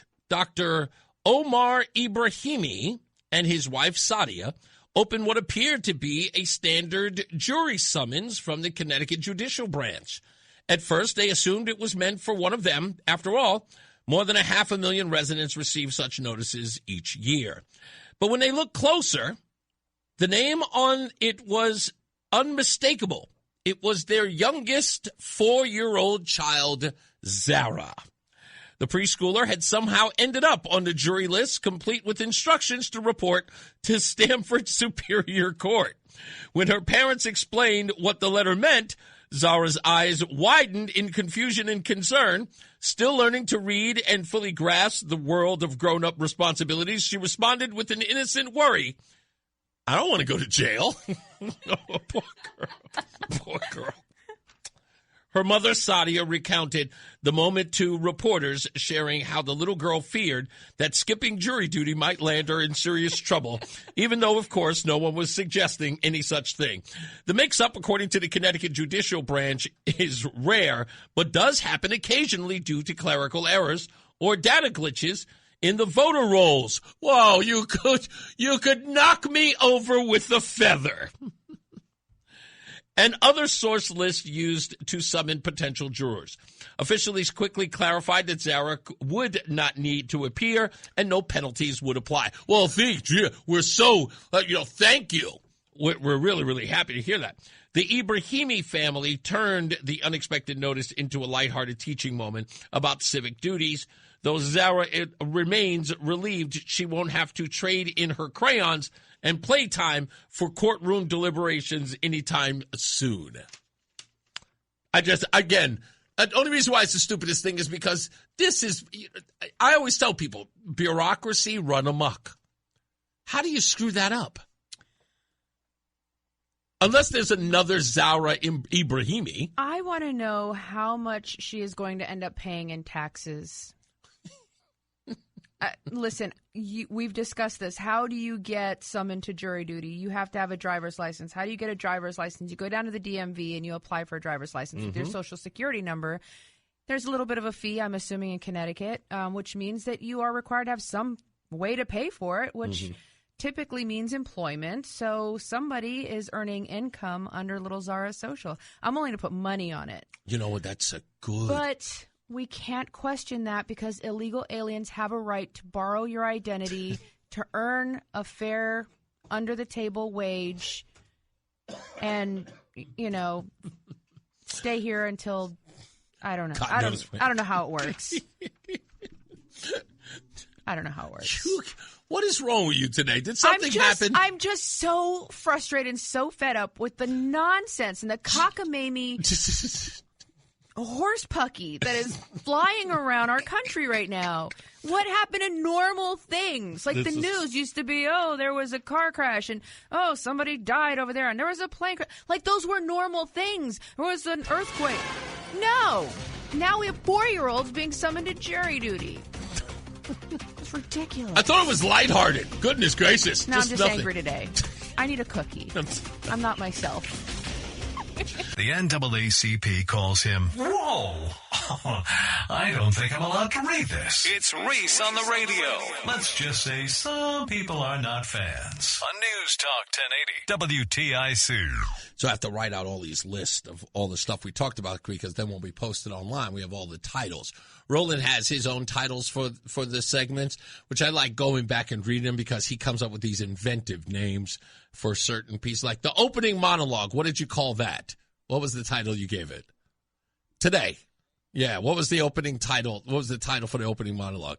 He has interesting ones. I don't ask him. Usually I just see him myself. What's today? I'm offended too. Oh, yeah, okay, I like that. Yes. I think anything with me at this point is going to be just Roseanne unhinged. I think that sums it up. In fact, Nidro says, and I hope you wrote it that way because of, my favorite word, Negro. Nidro. Yes. Nidro probably right. He said it's time for a Snickers bar for Roseanne. Little tidbit of info here. Every night after dinner, we walk down and grab me a Snickers and a Coca-Cola. Yeah, exactly. We have to. Yes, it's essential. Because you're not yourself when you're not snacking. Don Lemon, everybody knows Speaking of snacks. Yeah. Don Lemon was arrested. He was federally charged for violating civil rights. He has gone on a talk show tour. He was given a standing ovation at the Clive Davis Grammy dinner. He was not even mentioned during the Grammy Awards. He has got Jane Fonda standing in his corner. Plenty of other people are standing in his corner saying that what he was doing was journalism. In no way did he partake in any illegal activity, he said. And that argument has been made by plenty of people in the news. What's his name from TMZ? Harvey, what's his name? Nobody cares. Whatever. Yeah. It was been argued about on CNN. I posted a meme that said, interestingly enough, CNN is arguing about Don Lemon's journalism after they fired him for bad journalism. But this, oh, baby, I think is going to be the worst story for Don Lemon, and there has been no reports of him responding to it yet, but it looks like someone has turned state's evidence against him. A new federal arrest is drawing attention to what prosecutors say was Don Lemon's role in planning and recording the disturbing protest of demonstrators storming that Minnesota church service. A Temple University student has now surrendered on federal charges, admitting he helped Don Lemon with logistics and local contacts ahead of that anti-ICE protest. Jerome Richardson, a political science senior, turned himself in and is accused of conspiring to interfere with religious worship. Court records and social media posts show Richardson describing himself as assisting Don Lemon in the days leading up to the protest. Lemon, who claims he was just reporting, was arrested last week and released, but prosecutors say this new arrest undercuts that defense, suggesting planning and not just passive coverage. Oh, that's such bad news. Somebody has turned state's evidence with evidence that suggests that he helped Don Lemon pull off the whole thing. So it is safe to say that Don Lemon, he effed around and found out. Yeah, I'm thinking conspiracy. Like, this would be a new charge, Well, right? no, that is the charge that's already there. So I just heard, actually, there's news. Apparently, the choir that sings at the church has released a new song. Oh. Don't step in the church. Cameras on, but the choir kept singing. Whoa! Thought he ran a sermon, he just ran his mouth. Now the charge is ringing. Whoa! Minnesota pastor like, who this dude in my holy house? He tried to flip it to a march, slip, trip. Now they pulling that filing out. Talking big on the pulpit steps. Slick suit, little smirk, that flex. Thought the law was a lower step. Till the law took a longer step. Like, sir, that stunt you pulled, that speech, that crowd you brought. Civil rights on the paperwork over one loud cloud chasing thought. F around and found out. Church choir singing loud, no doubt. You F around and found out. Amen. When the F around and found out. Thought it sweet till the judge came out. Yeah. Trump getting Don Lemon locked up. And the choir sang. Yeah. And the choir sang. Yeah. Yeah. F around and found out. Ooh. Now Don on the news, only headline is his own case. It's his own case. Producers praying for a break, he just praying for a good faith. Yeah. Trump in the back like, look at this clown. Try to drag my name in the house of the crown. Next thing, booking sheet, mugshot frown. Civil rights clip getting passed around. He wanted that moment of martyr pose. History book, big bold prose. Instead just cold, concrete road. And a jumpsuit matching the winter snow. When you use the church as a cheap backdrop for a hot take. Done as crowns, that's fake. That's how you caught that fake. Church choir singing loud, no doubt. F around and found out. Amen. When the F around and found out. Thought it sweet till the judge came out. Trump getting Don Lemon locked up. And the choir sang. And the choir sang, yeah. He said freedom, freedom, freedom. But he meant feed my feet up, feet up. Turn the Lord's house to a lead up, lead up. To the law told him, feed up. Sit down, time out, write that statement, read it out. From the first pew to the booking route. That's how you F around and find out. Church choir singing loud. Sing along now. Come on.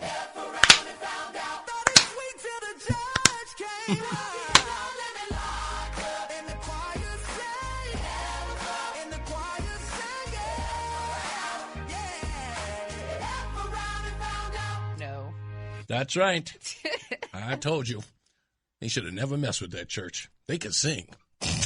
I looked really white when I tried to clap it out. I just want you to know, like, my ancestors were like, no, this is not for you. Yeah. You have the rhythm of an earthquake. Yeah. Listen, I was made for, I'm a backup singer. Oh, come on. Now don't bring that up. You're going to make me feel bad again. I wanted to say this whole Don Lemon thing, right? Mm-hmm.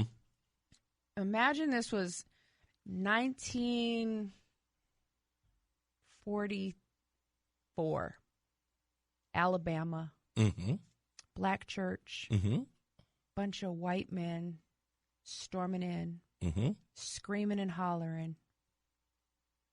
Yeah. Why is that not okay? But this one was. Again, as I expressed about the Don Lemon thing, right? When you live in a bubble, and that's what Don Lemon has done his entire career. People say he's got 30 years in journalism, 17 at CNN.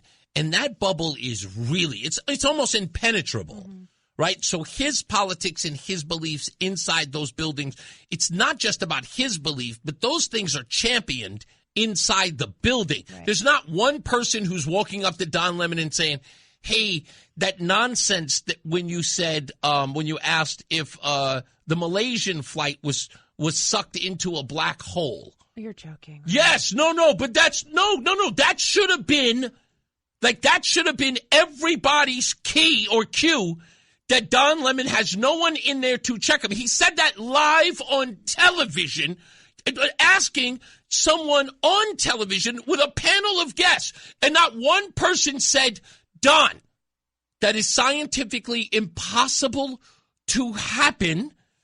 And none of his producers pulled him and said, Don, you look like a moron on national television when you did that. Good question, Don. Good question. Yeah, but no. It's like Family It's like Feud. everybody was on, hey, Don will come out of that segment and goes, hey, how was that segment? And he'll be like, great job, Don.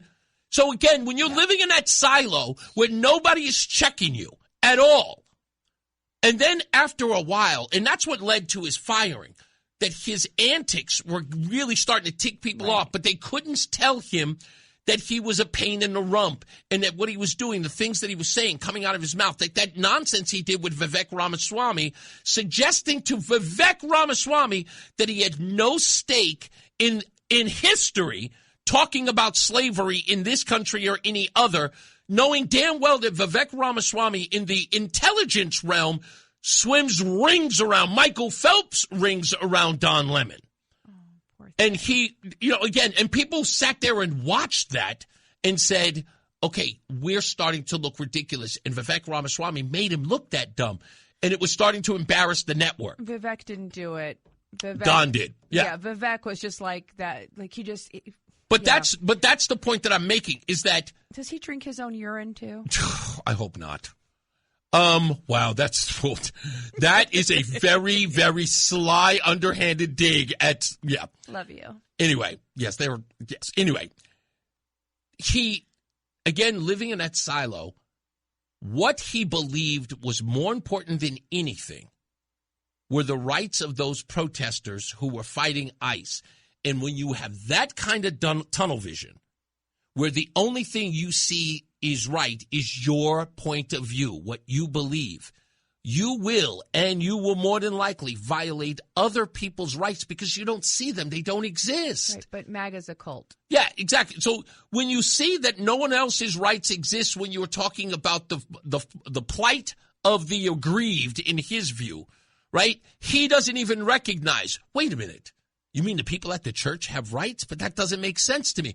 So This guy, Abby Lowell, Hunter Biden's old lawyer, is now got to sit Don Lemon down and tell him, yeah, Don, what you did is a violation of their civil rights. Right. And Don is probably saying to himself, that doesn't make any sense because civil rights are for blacks, right? That's what he's saying. I bet you that's what he's saying. Because, again, in the silo he lives in, he's saying to himself, but that's a black people thing. And he goes, no, dude, civil rights are so that everybody is treated equally. Right, but that's what I'm saying. And they call MAGA a cult because, God forbid you have all these free-thinking people who think differently from one another but still sort of support the same issue. We're a cult. But the guys over there who are parroting the same thing they hear on every single cycle, every single day, and every single media source they turn on, and they all regurgitate the same pile of vomit and scoop it back into their mouths and regurgitate. And then they go storming into people's houses and shouting people down and conform or be dismissed. Like, they're not a cult. Those are tolerant, accepting, loving people looking out for those who can't defend themselves. It is that simple. It is for them. It is that simple. And that's why I said this whole thing, like even I was watching Harmeet Dillon, who is the civil rights, the head of the civil rights division of the FBI. She was doing an interview with Catherine Heritage, another one of my favorite reporters. And she lays it out and she says, when Catherine Heritage said, did Don Lemon break the law? And her response is this. She goes, look, I'm not even going to get into the conjecture of all of this. I'm not even going to comment on this. This is what I'm going to say to you. And that is, I have hours of Don Lemon's own words, his own actions that he recorded willfully that explain that he violated the law. Right. And again, this is the point that I'm making, and this is why it's backed up by actual proof of what Don Lemon thinks.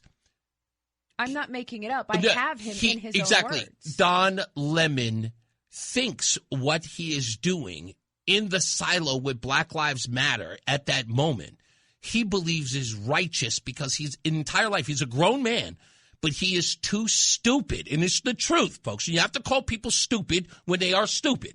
He is too stupid to recognize that his group, because he thinks they are oppressed, have more rights than the others. But here's another interesting point in all of this. That's the idea. The Oppression Olympics are about who can get more rights than others, be a protected class. What is a protected class status about? Just not being a white man. Right, exactly. No, it means if you're a Christian and you decide not to bake a cake because of your Christian values, you can go to jail for refusing. But if you are a Muslim and you refuse to make a cake for a lesbian couple, your religious freedom is more important than that of the Christian. Why? Because he is more oppressed than you. Right. Right? So it is not about equal under the law. That, and again, a lot of things that people don't recognize is that is what CRT is. It's critical race theory, which in essence says, should we have a system of checks and balances that are measured based upon the Oppression Olympics or the totem pole of, of oppression, right? At the top of the totem pole, a homosexual, transsexual black male has more rights than the white woman. Disabled. You forgot the disabled. That's right. In Also a wheelchair, disabled. Veteran. Exactly. Homeless. So again, unhoused. They have to have all of these criteria. So again, that's what they don't want to equal under the law, and they'll tell you that it shouldn't be equal under the law. And that's all this is. Just like I said when I was doing that job with the environmental lawyer, and I said the same case with the Christian baker versus the Muslim baker, and she said the Muslim baker has more rights than the Christian. She says why? She goes because he's Muslim, and she's a lawyer. So I said, what happened to equal under the law? She goes, and she says it's different because his religion is more important in that scheme than it is the Catholic. We're going to be Iran at this rate. We're going to be just like Iran. Yeah, it's actually kind of scary. Anyway, we got to take another break, get some weather and traffic, and hear a lot of people getting out of the office now, especially you folks getting out early. I see you sneaking out, closing up the computer early. That's okay. Mark Christopher, he's getting home. He's in the PPS Lawyers Traffic Center. Hey, Mark.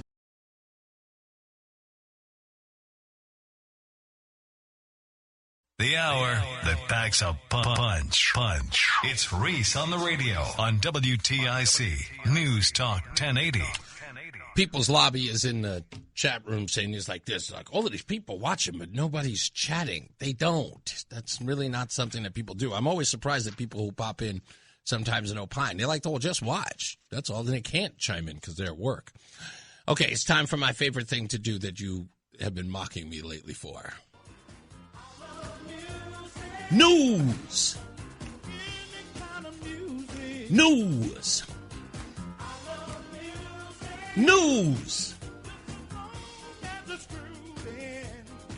So, you really want me to change that, don't you? You're so cute. I love you. I must. Hey, I want to thank, I got this music news from Steve. Steve was in the chat room, and he said, hey, I can't wait for music news, but he gave me a little tidbit that I want to share. Thank you, Steve, for that. He said, Judas Priest is set to release a new album called Invincible Shield on March 8th. No, that was in 2024. Okay, that's not new. That's old. Anyway, who else is reaching? I think let me see, The Legends United, The Final Reckoning, is coming out by Iron Maiden this year. So Judas Priest has already had their new album. Anyway, so that's there. Also, I want to mention, who's that? J. Cole? Yeah, I heard he dropped today, but I haven't listened to one song by him. I like J. Cole. Yes, I know you do like him. He's right up my alley. Yes, I know. Bird chest, light skin boy. Yeah. The rapper types. Yeah, it's okay. I know you think. Anyway, also, Chuck Negron, he is one of the co-founders of the group Three Dog Night, and he passed away on February 2nd. and he is having a whole bunch of tributes. For those of you who remember Three Dog Night, he was one of the founding members. 83 years old, a long and beautiful life. I think, what did you say he died of? Was it heart failure? And COPD. And COPD he passed away from. And that's really, really sad that he's passed away. But he is a rock legend who's left us. Why he was most famous for the song Joy to the World, which I played for you. You recognized it, even though it came out before you were born. Mm-hmm. You always say that it was before you were born. You don't recognize it. When I was in choir in the first or second grade, we did a little medley of a bunch of songs. That was one of them. Yes. So, okay. Well, anyway, we just want to recognize Chuck Negron, who is from Three Dog Night, who passed away at the age of 83 on February 2nd. So let's get another check of traffic and weather. Mark Christopher is getting you home. He is in the BPS Lawyers Traffic Center. It's Reese on the radio on News Talk 1080 WTIC.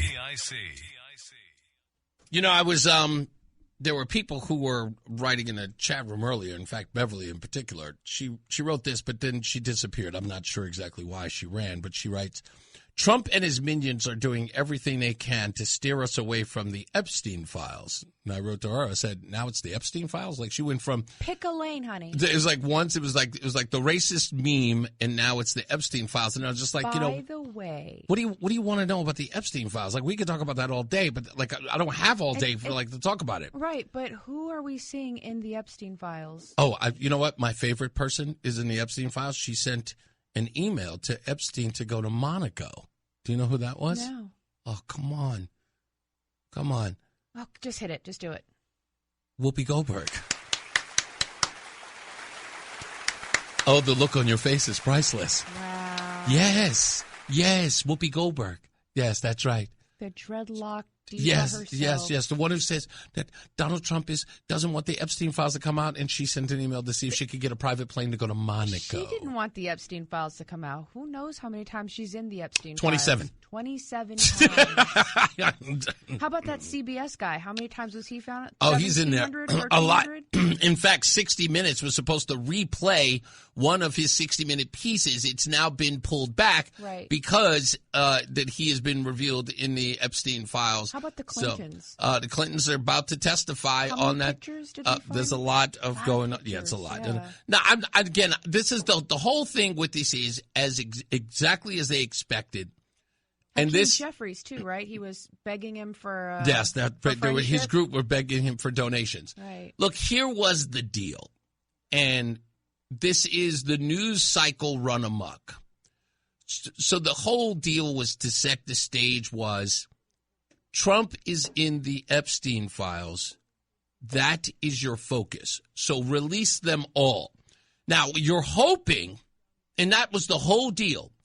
The hope is make the Epstein files about Trump, and no matter what you find in the trove of documents, focus on Trump. Right. Right? You find me in there, doesn't matter. Trump's the guy. Right? And they're like, oh, there's a file, there's an email that says that I figured out a way to eliminate poor people in the world. You know, Bill Gates. Like, I'm not supposed to pay attention to that.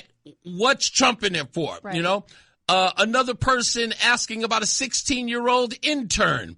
No, you're not supposed to. No. What did it say about Trump?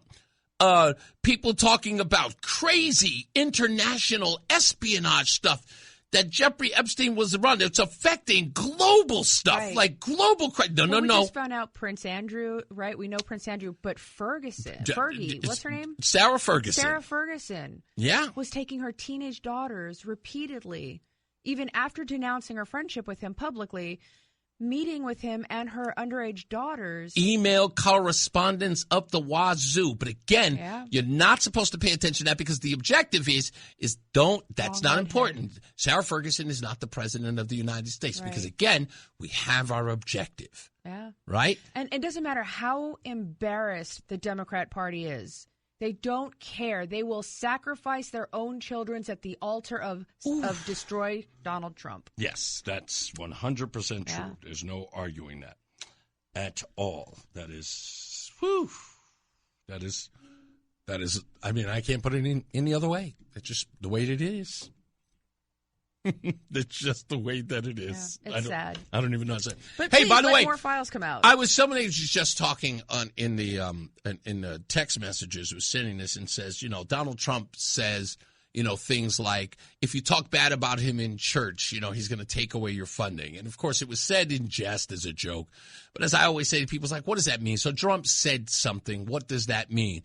And the person says, let Trump keep talking. He's going to ruin it for MAGA and all the Republicans. Hasn't happened yet. Yes, again, it's such a good point because here's Harry Enton who talks about just that. Where's this audio and video that I have, which was absolutely stunning information to learn.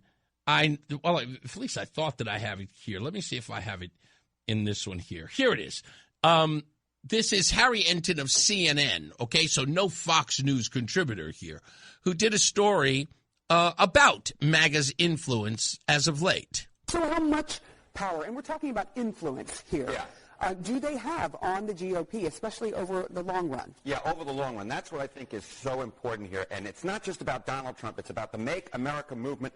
Again, that's what we're talking about, Make America Great Again movement, and it is as powerful as it has ever been, because I want you to take a look here. GOP who view MAGA favorably.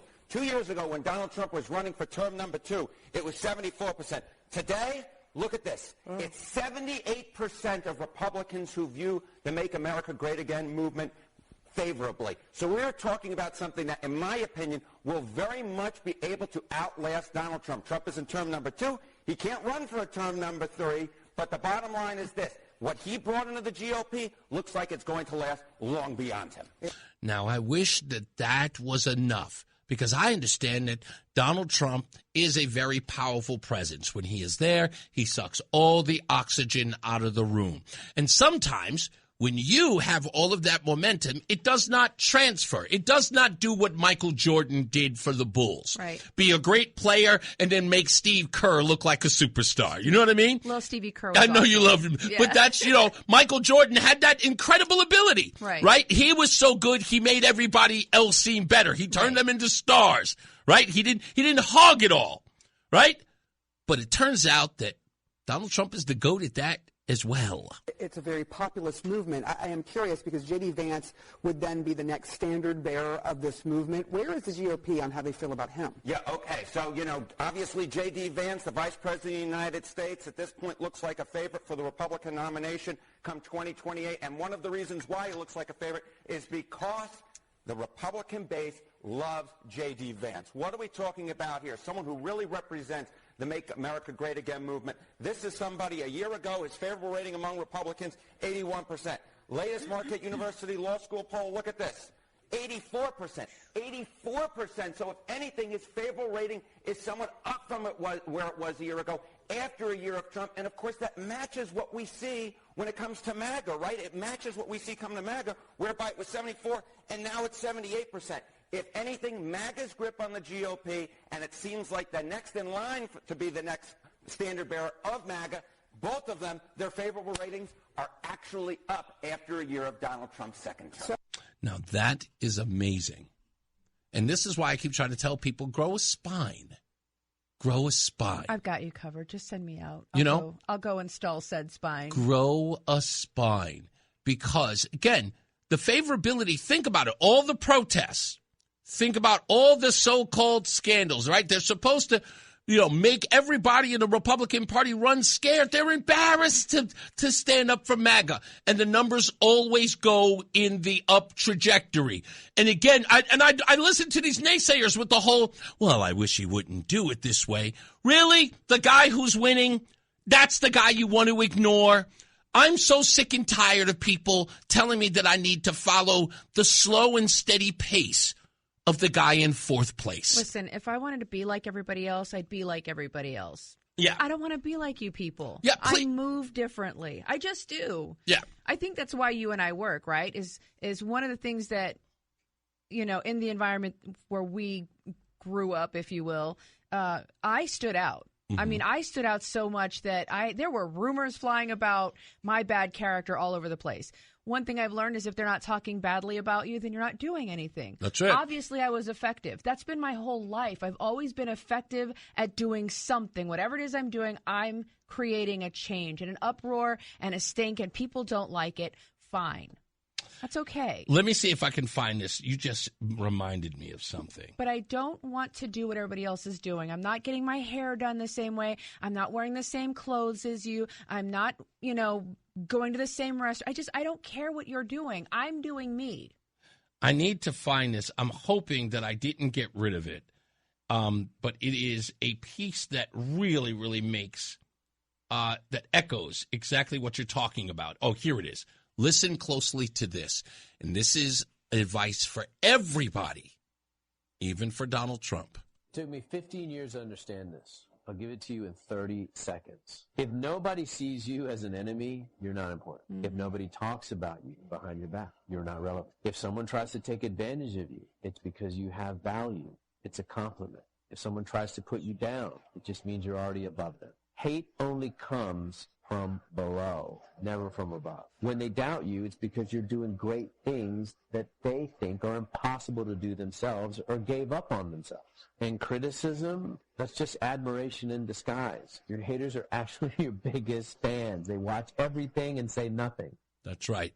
Yeah. They watch everything and say nothing. Or in Donald Trump's case, they watch everything and complain about everything. And it's like, this is the part that I laugh the most about is the people who say, it's like, he said this yesterday. And I'm like, and this means what? Well, nothing. How many people died because of the word something he used? Yeah.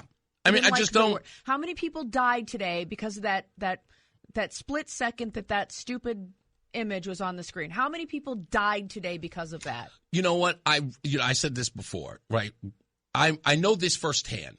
This is the sort of dopamine that people are really experiencing. It's hard to believe, but it is. It's schadenfreude to a large degree.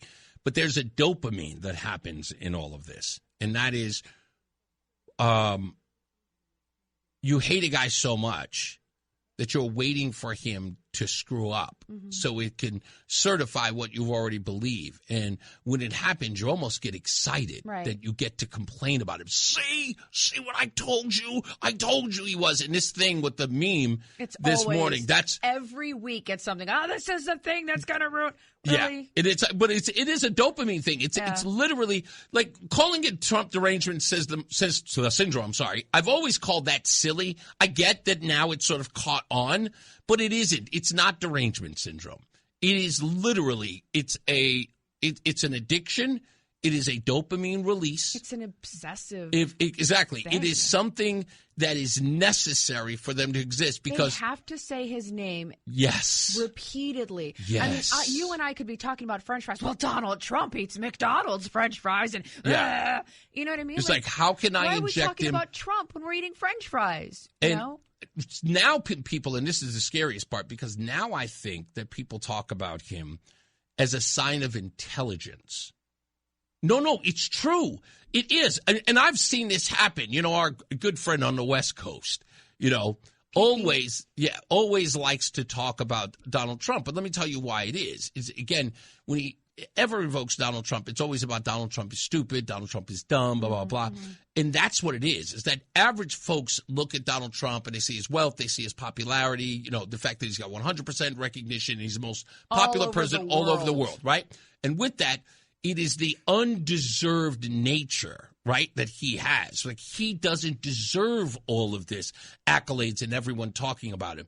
And that drives you crazy. That's the jealousy part. That's jealousy. Yeah, that's the jealousy part. It's like, why is he famous? Why are people adoring him? That's why they're so crazy about MAGA folks. It's like, why are you following him? But I would return that fire by saying, when the whole Obama thing was going on, it's different than the Trump thing, right? It's like, I'm a MAGA person, as if that's to suggest that I adore Donald Trump. As if to miss the fact that when Barack Obama was around, you lost it. Like just the other day when we were talking about Barack Obama and the homosexuality in his nature that he displayed himself, that he talked about himself. Right. that was blasphemous to the sense of you are, it would be like you disrespecting Muhammad. You know what I mean? It's like that was the way they were treating it. Right. And I was going, and you don't understand the MAGA thing? Because to this day, Barack Obama is not the president of the United States, and you still protect him like a deity. Right. Well, that's the whole cult thing, right? Yes. You have to protect your cult members, the deities, leaders, the high figures. You sacrifice everything to ensure their safety and their growth. Right. And anybody that opposes them must be destroyed, denied. I mean, it's very Egyptian if you think about it. When a new emperor or a new king a new pharaoh would come into power in Egypt, his pyramid would have to be so much more grand, outshadowing the others that came before him. And a lot of times they would even go in and destroy their old temples, their old palaces, and rebuild their own much more grand, because their purpose was to erase the existence of an opposing but see, I don't pharaoh. understand. It's like the average folks just sitting up there being aggrieved and also jealous of the fact that he has these followers or he has these people. I don't think they know any better. No, it's true. It's kind of like they're all sitting in their homes, and there's like a noxious fume being pushed through their air vents, and then some sort of mantra comes on. We hate Trump today. Yeah, it's actually kind of sad. Anyway, all right, we got to take a break. Let's get some weather and traffic before we wrap this puppy up. The Odyssey app lets you jump back to the moments you missed from WTIC News Talk 1080. Download the free Odyssey app, search WTIC News Talk 1080, and tap earlier today to get started. So I think, and I thought about this for a long time. So back in the days, I used to really, really like Opie and Anthony. I know a lot of guys really, really like them. They used to do this bit called "What Have You Learned?" Okay. And I really did. It was my favorite one. When they broke up, they don't, I don't even know if they do that anymore. But I really loved that segment. It was one of my favorite. You're pointing at something you wish to share with us? No, I don't know if my screen's just not showing. What? Our faces. Oh, probably because I didn't put us on. Okay. That's why. My bad. I forgot to press the darn button. Thank you for letting me know that, because I've totally forgotten. But yeah, they used to do this thing called "What Have We Learned?" And it was always funny. But not that I want to make it funny, but I really want to do that segment again. I'm an old school radio head. Do I get to tell you what I learned, or you get to tell me what you learned? No, you get to tell me what you learned, and I get to tell you what I learned. So, what have you learned today? If you could recap. Somalians in Somalia want voter ID, but Somalians in America think it's racist. Did you learn anything else? I did. I learned a lot of things. Don Lemon. Wow, honey, you can't make lemonade out of this one. Yeah. This poor princess. Let's see. What else did we talk about? We did something with music. There were people. Gosh, what else did we talk about today? See, that's the reason why we do it, because now we have to remember what we learned today. Right. Here's what I learned. I learned that the protesters are all sellouts, bought and paid for. There's nothing original about them. That's right. That I learned. I saw a video that they're being bussed in from other places. A lot of them come, as they get off the bus, and they're handed signs. Yep. And there was comments about how the signs were all uniform, so now they've made different signs, different shapes, different sizes, and they hand them out to the people as they're getting on and off the bus. It's crazy. Wow.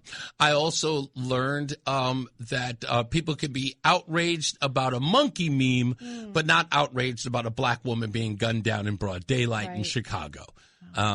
And I also learned that wearing a jacket that says ICE in is more controversial than one person having the ability to make mandates for vaccines for every member who lives in the state of Connecticut by the authority of the governor of the state. Oh, and I also learned that the media do not care about the fact that all the Democrats voted against no taxes on tips and no taxes on overtime, even though the word of the day is affordability. Right. I also learned that taxes have increased by 25 to 28% in the 7 years that Lamont has been. That's a good point. And I learned that it's time for a commercial, and I need a Snickers. That's right. And it's time for Mark Christopher to join us. He is in the BPS Lawyers Traffic Center. Did you learn anything today, Mark? Yes, I did. What'd you learn? Yes, I did. It's the same old, same old. Nothing ever changes. we keep doing the same stupid stuff over and over and over, and we all just stand there and we go, what's going on here? Yeah. Give him a diploma, ladies and gentlemen. He is clearly our valedictorian. Yeah, and I finished in the middle of my class. I'm not brilliant. Well, but you man, are respected here, sir. You are it's so respected obvious. here. the amount of corruption in this state, and people just keep voting the same people in. It's amazing. Insane. What's up, everybody? You know who it is. You know who it is. You know who it is. It's Reese on the radio. Frederick Douglass of the 21st century. It's WTIC News Talk 1080. Now, I keep forgetting today is February 6th. Okay? This is a very important day because, one, it's my mother's birthday. My mother was born 20 years before me in 1949. So today would be her 77th birthday. Also, it is the birthday of my illegitimate, I would say hypothetical, grandfather, Ronald Reagan. His birthday is also today. And who else? I mean, I just mentioned yesterday somebody having a birthday coming up that's also on the 6th. I feel like it's Axl Rose. I think I mentioned it yesterday. His birthday lands today as well. Axl Rose, the lead singer of Guns N' Roses. He's on February 6th. So this is I know that means nothing to you, but I always celebrate Pop's birthday today as well as my mom. When my mother found out that she had the same birthday as Ronald Reagan, she was like, So she wasn't. Anyway, she voted for Biden. Yeah. So did I the first time. Yeah, I didn't know any better. Yeah. I kicked her out. No, you didn't. Shut your mouth. Mouth with an F. Shut your mouth. How much you like that. Can you imagine if I had done something that awful? Do you know what that day was like, by the way, when he won? What my mother was like? Did she make you eat crow? Oh, my goodness. I can imagine. You know, it's like, first of all, my mother has always believed me of being very, very brilliant, very astute. She laughs at all my jokes. You know, I told you the story. Jealous of Robin Williams because you like the way he made her laugh. Yeah. Yes, always. I was very jealous of that. Yeah. Anyway, I was telling it to the audience. I'm sorry I've got to share it to you again. No. Get to the point. But to have my mother politically, my mother doesn't know anything about politics or run rings around her, and she was like, "I'm voting for Biden." I went, "Mom, please don't do that." She goes, no, I'm voting for him. And she goes, I ain't voting for that guy. So I'm like, Mom, we're from Queens. We can't vote for that guy from Delaware. She was like, no, I'm voting for him. And when he won, and I came home that day, she was like, and I was like, oh. At that time, like, really. Can we say when he won? Yeah. But nonetheless, I was so outraged, but I was like, it's my mother. I can't, I had to sort of eat it. Eat crow. Yeah. And I was just like, yes, Mom, congratulations. You win. Yeah. You're the president. But talk about, your mother. You can't. I have and this is, what it is? I'll tell you why I'm mentioning this. Because it is unheard of for two people. My mom, my sisters, my brothers, we've had falling outs. And we could not talk to each other for years. But when we need each other, we will pick up the phone and call and say, hey, I need your help. And people will forget. We completely forgot. I was like, yeah, we weren't talking. What was that about? Like, literally have short memories. Like, weird. I don't. Yeah, I know you don't. Anyway, nonetheless, imagine. I hear these people talking about, I don't talk to my dad anymore. I don't talk to my mom anymore politically. When my mother and I that day, when that happened, my mom was laughing in my face. And not once did I look at my mother like she was the enemy of the state. Like, I did not look at her and go, you're evil. You're going to have to pack your stuff and leave. Because she was staying with me at the time. I think the difference with being a Republican is we look at it going, all right, we'll just wait this 4 years out. Yeah, exactly. I'm just like, it'll pass. I have hope for the future. Maybe we'll recover. Democrats, I'm going to die. I'm not sure how. I'm not sure when or why. But I'm going to die. And I'm a woman. I don't want to mock them in the sense of. You're not mocking them. You're just repeating what they said. Yes, I know, but I don't want to mock them because, again, what I would rather them do is like, at least look, it's like, come on. It's like, it's not the end of the world. The Obama thing was like, we got embarrassed. with the whole McCain thing. And trust me when I tell you, and Mitt Romney too in 2012, we were holding that man up like on a pedestal. It's just like, and we all hated it. Derek, my good friend, Derek Headley said it to me. He goes, you know, you are holding your nose as you pull the lever for Mitt Romney. He wasn't lying. Right? He wasn't lying. And I had to admit, I was like, yeah, you're absolutely right. I am no Mitt Romney. Never have I been a Mitt Romney fan. I had to vote for him in 2012, and I held my nose doing it. Why? Because, look, I'm not voting for Barack Obama. I'm not going to compromise my principle because, the candidate, look, he won fair and square in the primary. I got to vote for the guy because I wasn't voting for Obama. That is way beyond the pale as far as my principles are concerned. So I just couldn't do it. Yeah. And that's why, my whole thing in the opening it's like, look, I get it. If you like Erin and she doesn't win, forget that bitterness. You got to vote for the person who won. What's the end result? I was trying to explain that to the guy at Erin's event yesterday. I was having that conversation with one of the guys there and saying to him, he goes, but you got to understand ego this and ego that. This is the end result. I'm not going to go into it, but this is what happens if we decide to go back to Lamont and not support whichever Republican has won the nomination. Exactly. But my point to him was, he was like, there's equals this and there's equals that. And my response to that was, look, you guys keep paying attention to the stuff that doesn't matter. And I meant this about Richard Blumenthal, senator, when he came to the show. And remember, we went to dinner at the Puyas of between rounds. And his brother was talking about, he says, look, I totally respect you, Reese. But that stolen valor thing and lying about Vietnam, I just can't get past that. And I said, can I propose something to you? And he was like, what? And I said, here's the proposal. If I get Dick Blumenthal on the program to have an honest and open discussion about the removing DQuat from our waterways and them not using it, should I take my opportunity with Blumenthal to discuss that, get him to see the light on it, or should I bring him on so I could beat him up about Vietnam? And get nothing. And he said, you know what? That is a fair point. Mm-hmm. So that's the point I'm trying to make here. It's like, I get that you guys are ticked off about old wounds. I got that you're ticked off about a lot of things that people have said and done. But I'm asking one simple and solitary question. What is the win? And are you focused on it? Mm-hmm. And if I'm the guy who's saying, yeah, Reese, I want the win, but I can't get past the other stuff. Welcome to the loser seats. Yeah.